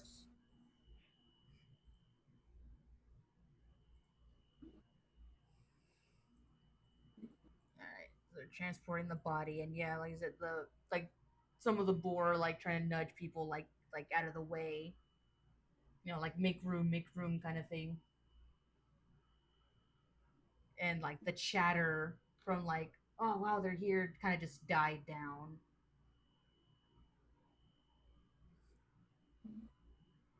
I'd imagine it's a scene, right, where like some people see what's actually happening, they take their hats off, they bow their heads. Oh.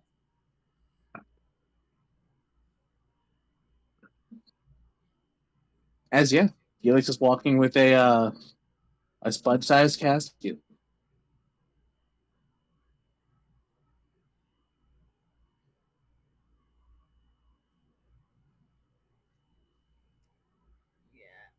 See, in I would say like somewhere in the like not in the tavern, but you know, like you can.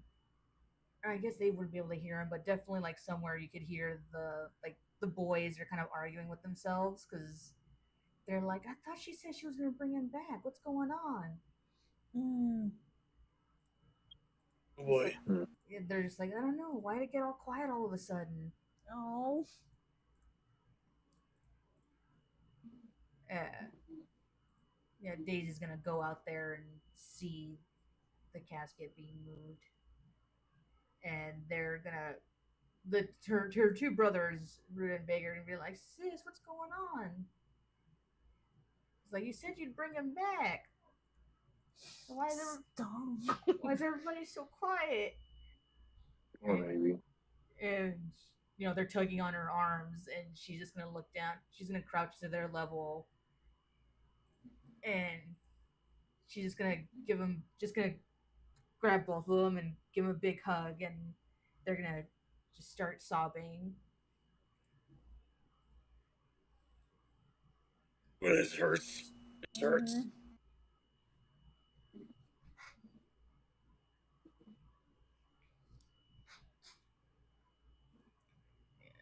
I unfortunately imagine the boys like they heard that he passed away, but then they heard that Daisy was bringing him home, and that brought their hopes up.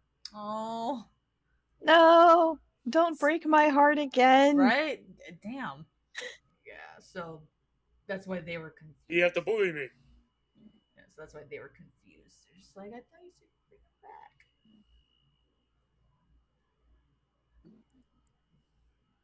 And the lady that was leading the boar, she looks over and her and Daisy kind of lock eyes and they just kind of give each other a nod.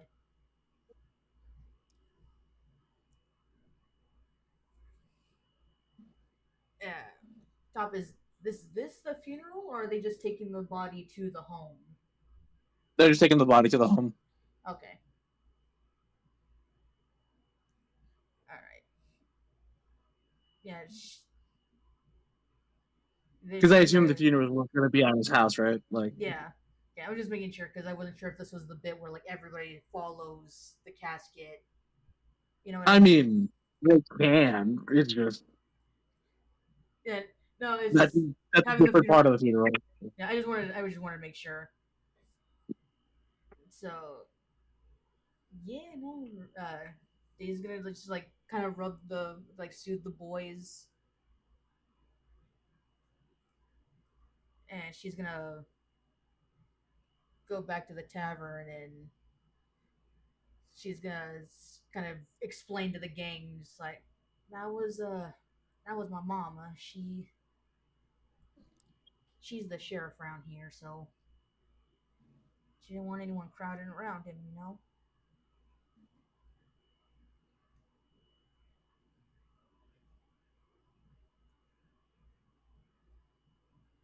And yeah, it's like the boys are kind of just crying together. It's sad.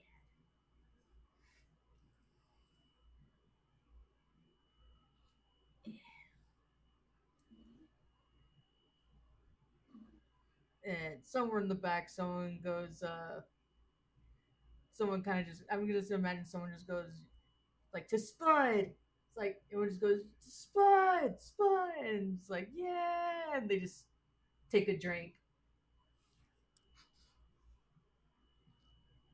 And it goes quiet again.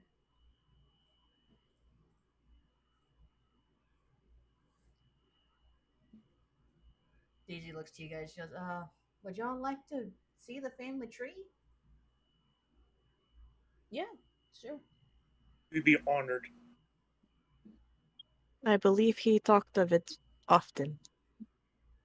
Oh, she kind of wipes tears from her eyes. He brought out the old wallet, didn't he? Everywhere. Yeah. Seen it couple Several times. 100 times.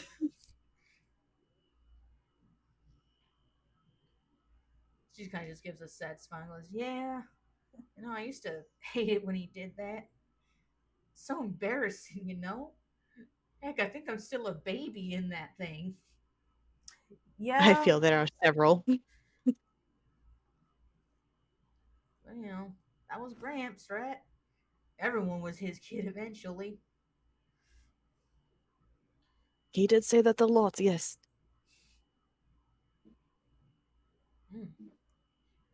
Ginger, you mind if I take them off your hands? It's like, of course not. Go on ahead.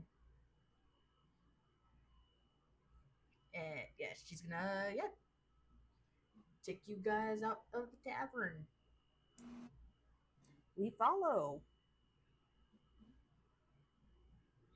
Yes, follow. We're following. Mm-hmm.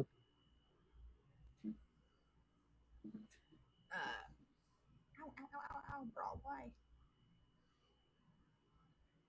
She's just gonna kind of explain a little bit. She's like, don't mind the boar. They're friends of the town. I don't know if Gramps ever explained that to y'all. I feel He he'd mentioned it a handful of times. She just nods and goes, yep. This place wasn't all that much back in the day. I guess it still ain't that much, but it's home.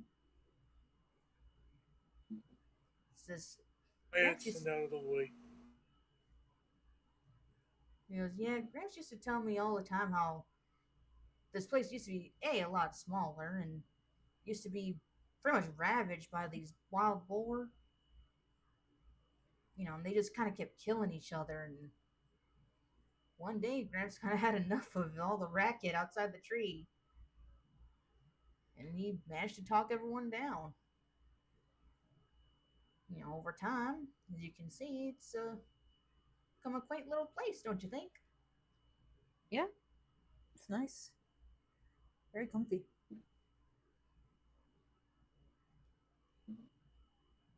Let's see. The tree is pretty big. Would they be able to see it from half a mile away? Yeah. I feel like they would, right? If it's a big ass tree, hell yeah. Yeah. Yeah, there's like, so I mentioned that there's like one like big main road. There's another sort of path that's just been used over time. And down said road, like I said, about half a mile away, even from that distance, you guys can see like a tree, like a big ass tree.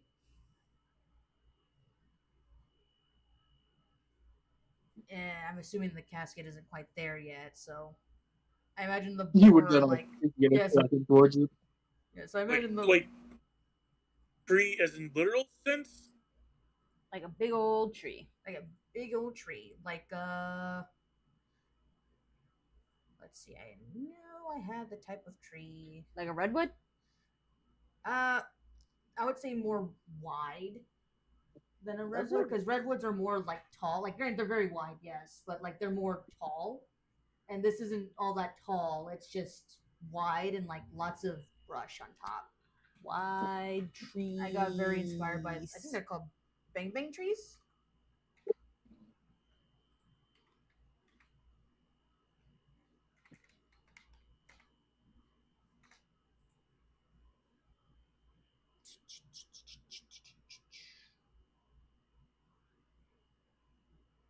Say, Top, maybe you can help me out. They're all over your neck of the woods. Huh? Those really, really wide, like really big trees. Or is it Bon Bon?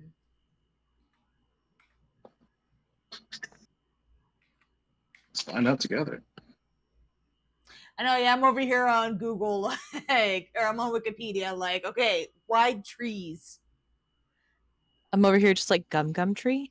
No, big ass tree. Banyan tree. Excuse me. Bunyan? Banyan tree. It's a tree from India, but they're all over Top's neck of the woods as well. Oh, these fuckers. Yeah, they're all over the place. Oh, that's why I was yeah. just like, which one specifically? It's like, no, And yeah, we have a literal forest of these. Lamau. Yes, I've seen these. Yeah, no, I stood next to these in my last trip, or last big trip, and I was a tiny little speck next to this thing, and I was just like, oh my god. It's like, people could definitely make a bunch of tree houses in here. It's a pretty and they sick ass have. tree. Okay. Okay, bet. So we see one of these. Yeah, and in that That'd tree be a is sick tree house. Well, I was gonna say in said tree there are a bunch of like rather like large tree houses, like definitely big enough for people gnome sized. You can also tell that it like as big as the tree is, it is also just a little cramped. Like you know, you can tell like some of the tree houses are like have had to be built a certain way because like you know this one was in the way or that one was in the way because you know They're not cutting into the tree to form to their needs. They're forming to the tree. Got it. Yeah. It's like, and on top of that, like I said, it's the family tree, right? Like everybody lives here. Spud's kids, Spud and Darla at one point lived here. Their grandkids live here, and you know even their grandkids are getting older, right? So they have their own houses here. Ooh, excuse me. Like as big as this tree is, like you can tell it's just like, like it's getting just a wee bit cramped.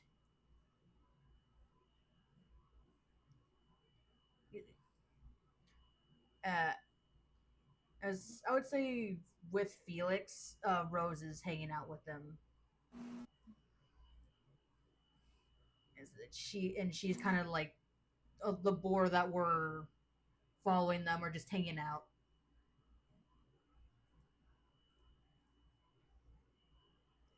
The group sees the field carrying the casket. It's a nice casket. Very nice one. So, did you want to do? We can do it really quickly. If we want to do the funeral right now, or we can try for next week, and then we just kind of world build Taro Town a little more. Probably it's already 1. How are you guys on time? That's why. So it's like, yeah, like I was gonna push it for like 15 more minutes. Yeah, how long and do then you think hard the funeral bit's gonna be?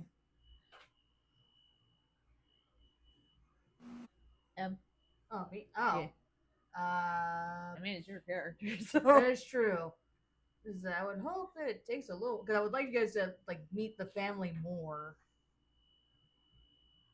You know, under different circumstances. Like I don't know, it just feels weird that like you're like, oh yeah, hi, funeral, okay, bye. But that's how funerals are, dude. Like people just show up. Like, bruh, people showed up to my grandpa's funeral. I didn't even know their names. Aw. Cool. I didn't even know showed up at my graduation. Like after I.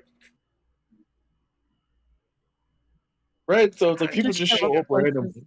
they just But no, yeah, fall like out of I the just wanted to suddenly check. they disappear without a trace after. Yeah. So how long you thinking the funeral bit's gonna be? Because we can do it like this, right? We can do the ceremony right now, and then the after party we can do next week, where they like mingle with the family more. Okay, I guess that'll work.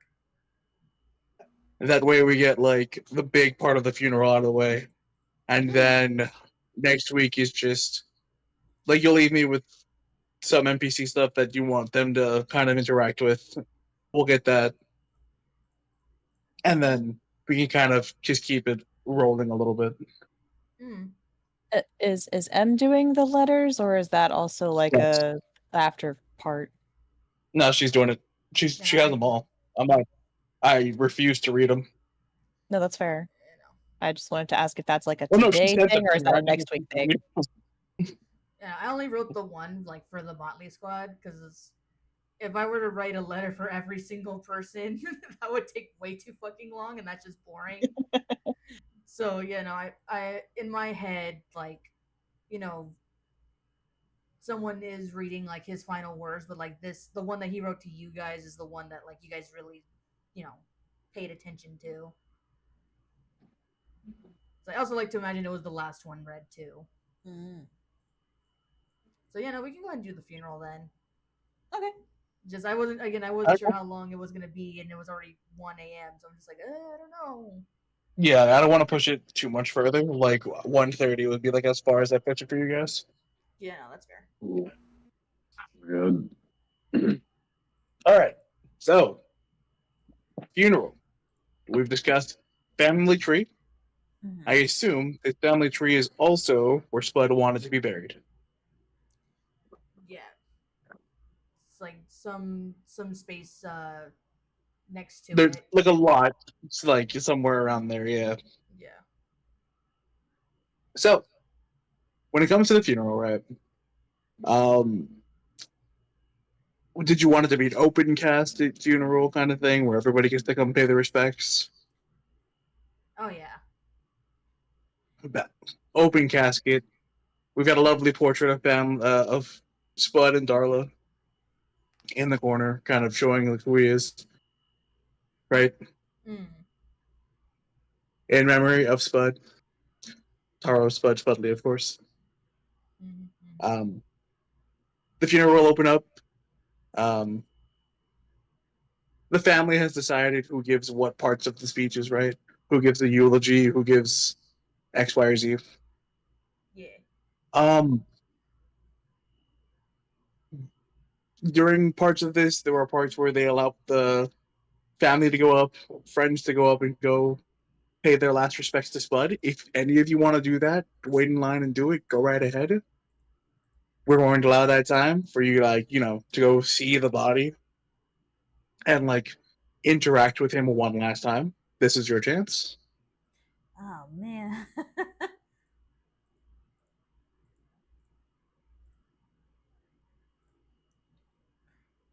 So yeah, Who who's, would like to who's going first? Ladies, not all at once. Relax. All right, who goes first, I guys? Come think on. we're all in that line. Well, yes, but who's first in the line? All right, if y'all gonna be bitch babies, Felix will go first. Okay. Like I'm just, That's what I think. If y'all nervous, it's not so much you'll see nervous. It's more like I have been over here, like, okay, where's it go? Like the whole thingy. So like I wanna give other people some time to do stuff.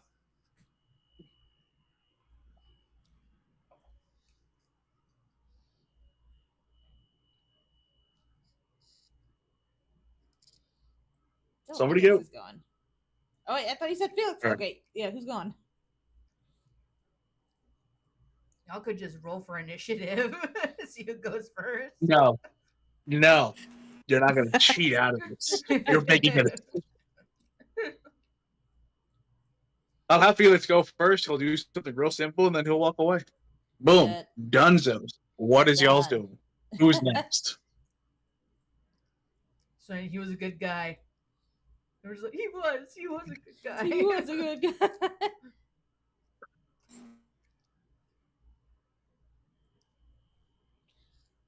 Okay, bet.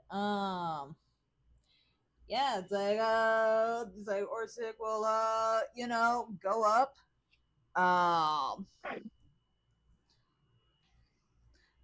It's like, man, now I'm like imagining it. It's like, God, that really has to fucking suck.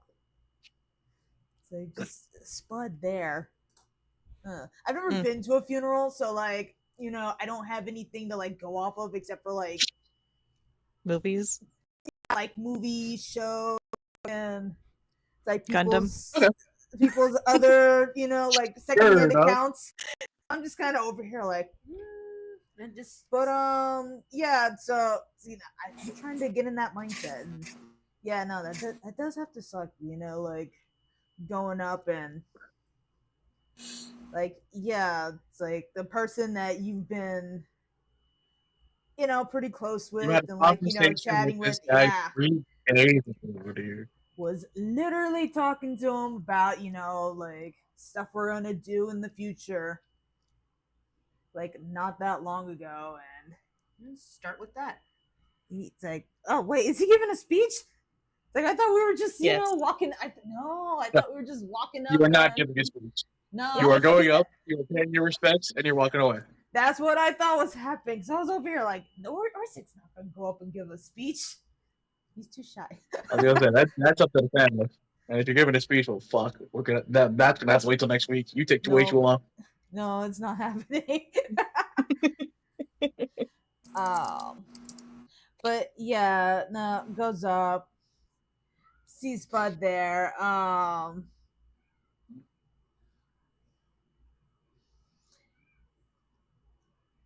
And yeah, just kind of like give last goodbyes. Like, we'll find out, who did this, why.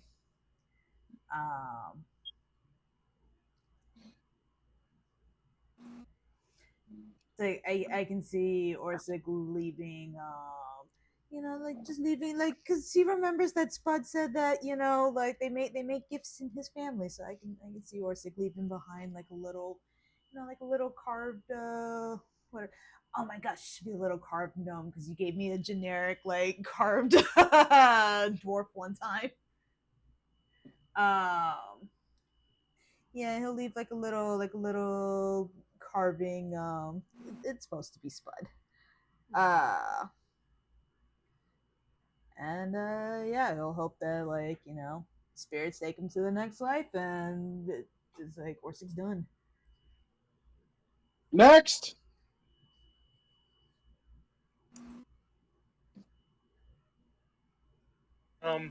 Marcus goes next. And I have been in a funeral. It's more somber, very quiet, and he's just like,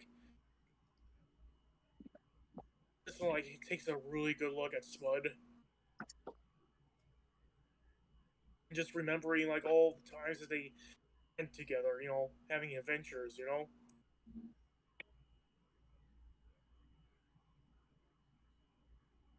Just simply say, "Goodbye, my friend." He just slowly walks away. Next. Okay. I gave a little pause, dog. Come on now.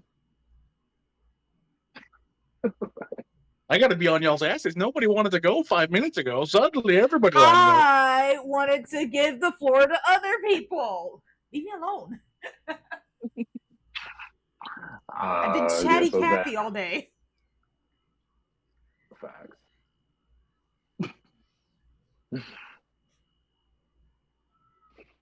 Okay, so Zed walks up to the casket. He So what the people of Obsidian do is when someone is going to the next life, we bury them with like the actual rock obsidian because it represents grounding and protection. So hopefully he'll be protected on him, grounded on his journey into the next world. So he just leaves a stone of obsidian in his casket. He kind of like puts his hand on his head and he's like, Gramps, sorry I couldn't save you, but I'm glad you were able to at least smile at the end. And then he walks away. Stop. Yes, I know, Kodo. It's very sad. It's very touching. Storm's gonna go up. Storm's gonna go up. Again, in her culture, it's kind of more like they do like a weird big celebration as a send-off. So she getting the vibe of everybody else here. She's just kind of like, okay, can't necessarily do that right now. So like the next best thing is, she's gonna draw her sword, kind of plant it in the ground, parallel with Spud's casket, kneel down, send up a prayer, and then she's gonna like scream at the top of her lungs. It's gonna be very startling, yes. But in Storm's culture, this is kind of like a way to, send like the last words to whoever, because now they're far away. It's like their body is here, but like their spirit is gone. So like you got to be really loud for them to hear you. Or that's how she was raised. No fair. And then she's gonna get up and walk away. All right. Fucking howling at the funeral is very easy to me. I need to find. But I get it. I Crazy, get but it. I get it. You're like, I get Culturally, it. that's it. What a cool idea. Love it. It's Fucking great. hilarious. It's so funny in the context of everyone sitting here, quietly, oh, okay, Everyone's like respecting the people goodbye. around them. Here's my silent thing I can do. Some over here. Go fucking Super Saiyan over there. Oh yeah. Yeah, basically. Everybody No, I love Mommy, it. what is that guy doing? She's mourning. Some people mourn differently, hon. All right. So after Yeah. everybody's gone and visited the casket, even after Storm's on outburst, it's okay. No. Cultural remedy. You're good. I get it. Culturally, You are things are good. different. I think it's neat. It's just very funny in this context. Afterwards, there is the final words, which is a what is it? It's a letter or a bundle of letters. So let's see. On initially, right on Spud's like old desk was a bunch of letters. A lot of they were essentially his final words. He was very prepared for this scenario happening. As I mentioned before, he was fully aware that he was up in age and he's not as strong as he used to be, etc.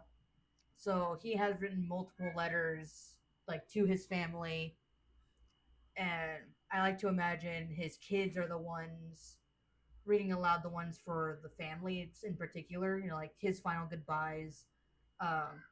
There's a couple chuckles and laughs here and there because Spud brings up little stories of oh, remember that one time, blah blah. It's a funny guy. Yeah. Yeah. And the last letter was to the Motley Squad. And the family decided that it would only be right for Daisy to read this one. Ooh. So hold on. I actually have a little thing prepared here. Hold on. Oh. Preparations. Yes, we'll do this. We'll do a little something afterwards, and then we'll call it a night. Okay. Let's see. Here he is. Okay.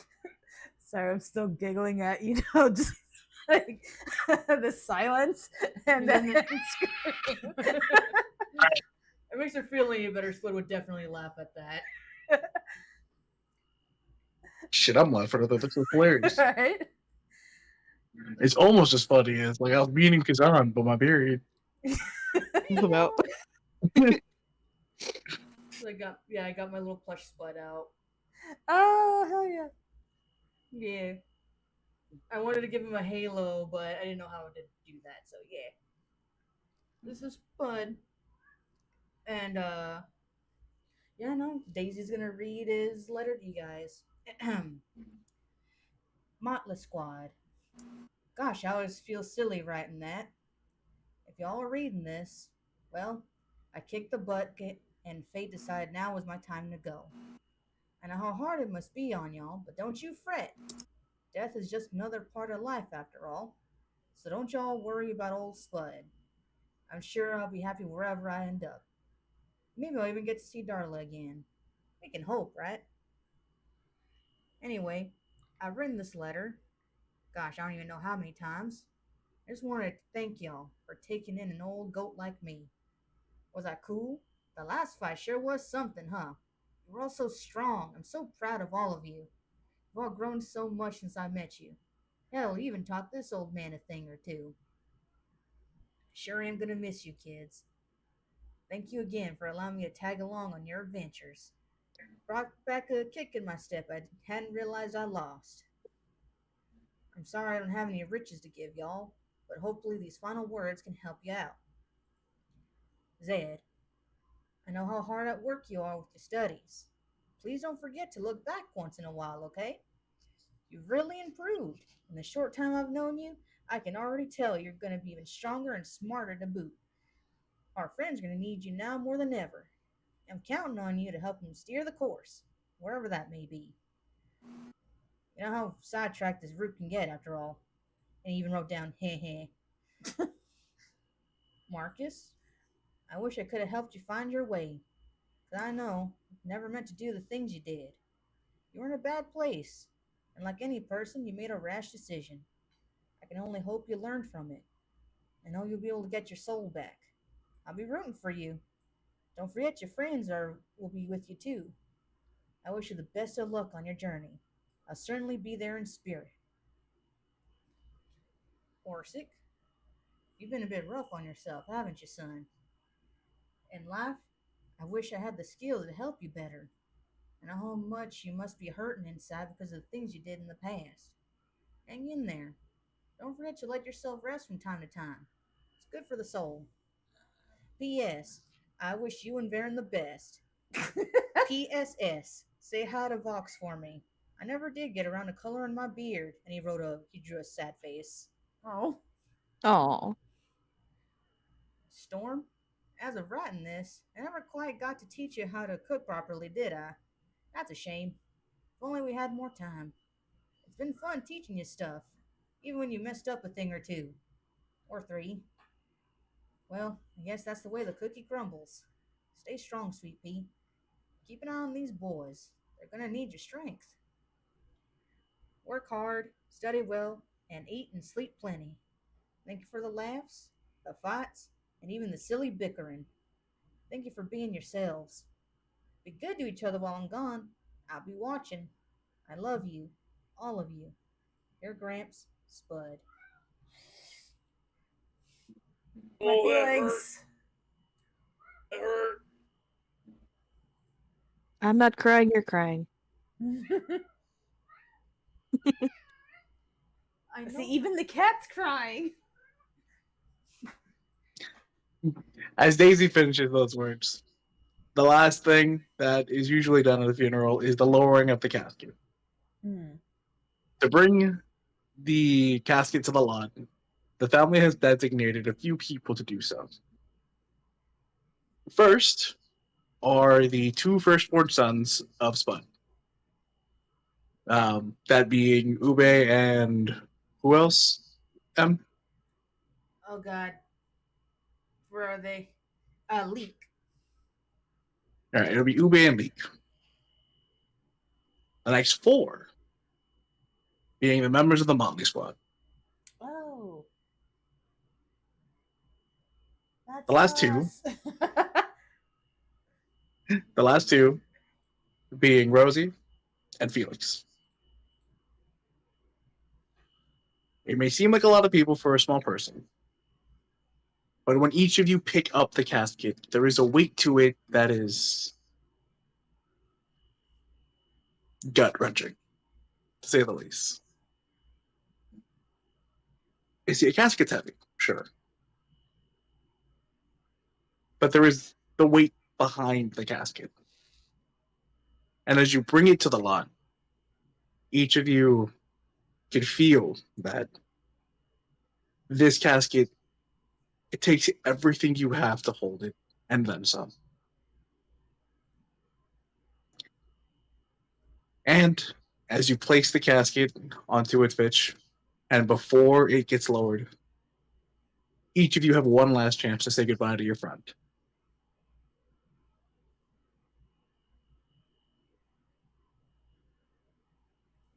As the rest of the family begins to pile the dirt upon Spud, he who lived as an old man, but died as a happy one. And that is where we're going to end it for tonight. Thank you, everybody, for coming. Yay! Sad. R.I.P. Spud. All right, Spud. The next week is going to be a little bit of a funeral party. These happen often. I know this was something that M wanted to do too. So, yep, there's going to be a little bit of a party next week in game, and then session after that should be pretty fine. How did we like today's session? I'm so iffy about my phone. It was good. I thought it went well. I said I liked it. Nice role play. Yes, you all did fantastic, even if I had to get on your asses about it. We were in our field, man. I was trying not to. No, I get it. Stuff like this is fun. Stuff like this is always fun, right? Getting uncomfortable in those feelings, right? But yeah, no, I think you all did fantastic. I think this was a great thing to have happened. We've said goodbye to Spud. That's crazy. Holy fuck. No, right? This campaign's been going on for for over 3 years now. I know, that shit's crazy. Jeez. Spud is dead. Spud's gone. Spud's gone. But no, you all did great. Sorry, if we're cool about you going, dude, you were fine. I was so prepared for you to hijack it. Okay. So much so, I went and got shit done while you were doing stuff. Lamau. I had to go finish more of my notes. But no, yeah. So next week, we're probably gonna cut the party down a little shorter just so we can kind of get back on track. Okay. Just so I don't want you all to lose the fire, right? Of trying to find who killed Spud or trying to get the next person. And if we're cool with doing it like this, then we can just keep going. Yeah, it's like I don't see how did you feel about it? Because you're the one that's got to deal with mobile. I mean, like mobile Discord sucks ass. Mobile D&D Beyond sucks ass. It does. But as long as we can find ways around it, I think we'll be fine. And then it won't be mobile forever, right? Eventually you'll get my laptop. Yeah. But yeah, that is everything we have planned for you tonight. Woo! Any questions, comments, concerns? Does anybody need more teardrop tissue boxes? I got a few. Gonna get my character drunk in the party. You are allowed to do so. It was Storm will attempt to keep her clothes on. Girl, at Grandpa's funeral, there are kids here. There are children. Crazy. First she howled It's enough also to sad. I was like, speaking of kids, did you guys like them? I thought they were cute. They're cute, yes. They were cute. It's like they're adorable. You know, They're cute enough to make me cry. Aw. Spud has been very fruitful in life with all these grandkids and Days grandkids.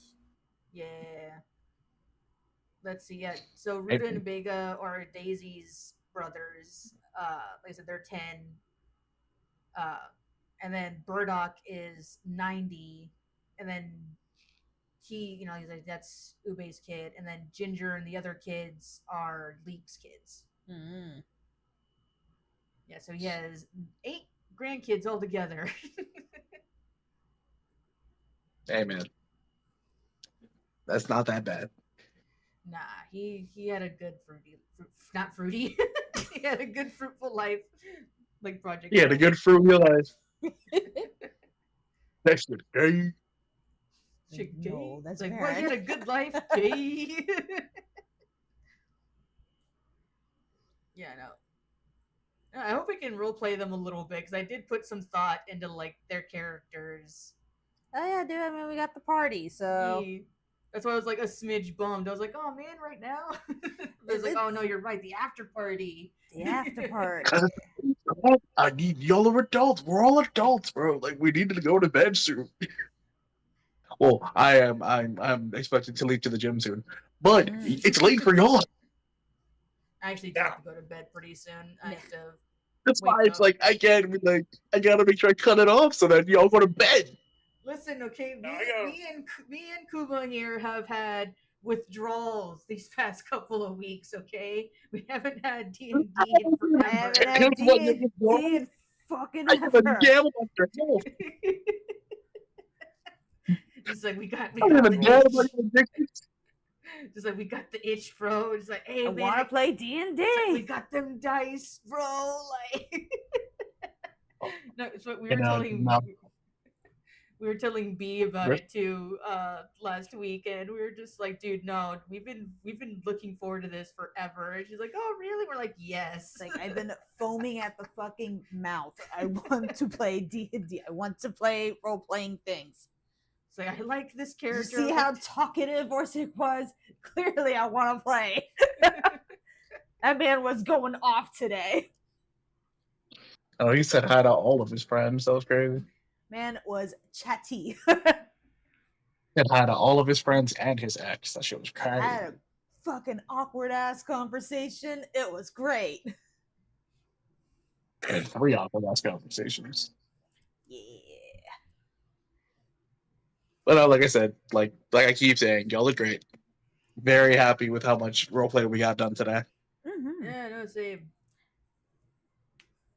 Because I'm really glad. And at this point, it's probably going to be another roleplay heavy session next week too, because we have the party, and then we're going to have just a bunch of like setting up kind of stuff going on at the latter half. Just so we can start rolling into the next thing, right? Because goddamn, dude, we're the final like 4th of the campaign. Shit is crazy. Wow. I know. I'm excited. I want y'all to fight all my big boss monsters. Oh yeah. Now he's trying to kill the rest of the party. He's The like, greatest "One monster of down." all, Gary. Greatest monster of all, Larry. I got the story death down. Now it's the rest of you. That was Now my it's the Eric moment. Now the rest of you have to die. Now the rest of us have to die. Damn. It's like, fools, that was the end game this whole We got- time. We got the Eric moment, dog. I got my Sephiroth moment. We're good. Y'all. So that was 100% your April- Sephiroth moment, wasn't it? Oh, no, dude. I've got stuff planned to be my Sephiroth moment. Oh, shit. Oh no. That's I'm excited. terrifying. Scared. But that'll wait till next time. Until next time. Mm-hmm. Thanks everyone. Bye. Look at Discord. Look at YouTube. Check out the video Bye, at Jared. the end of the month. I've been working really fucking hard on it, so it'd be nice if, yeah. Share it with your friends. Blow it up. Everybody watch it 3 times. Yeah. This should be on YouTube in about 2 weeks, so At the end catch of it the again month. there for all the feels. Oh, You're gonna hear my voice drop to a really weird quality. That's crazy. Woo!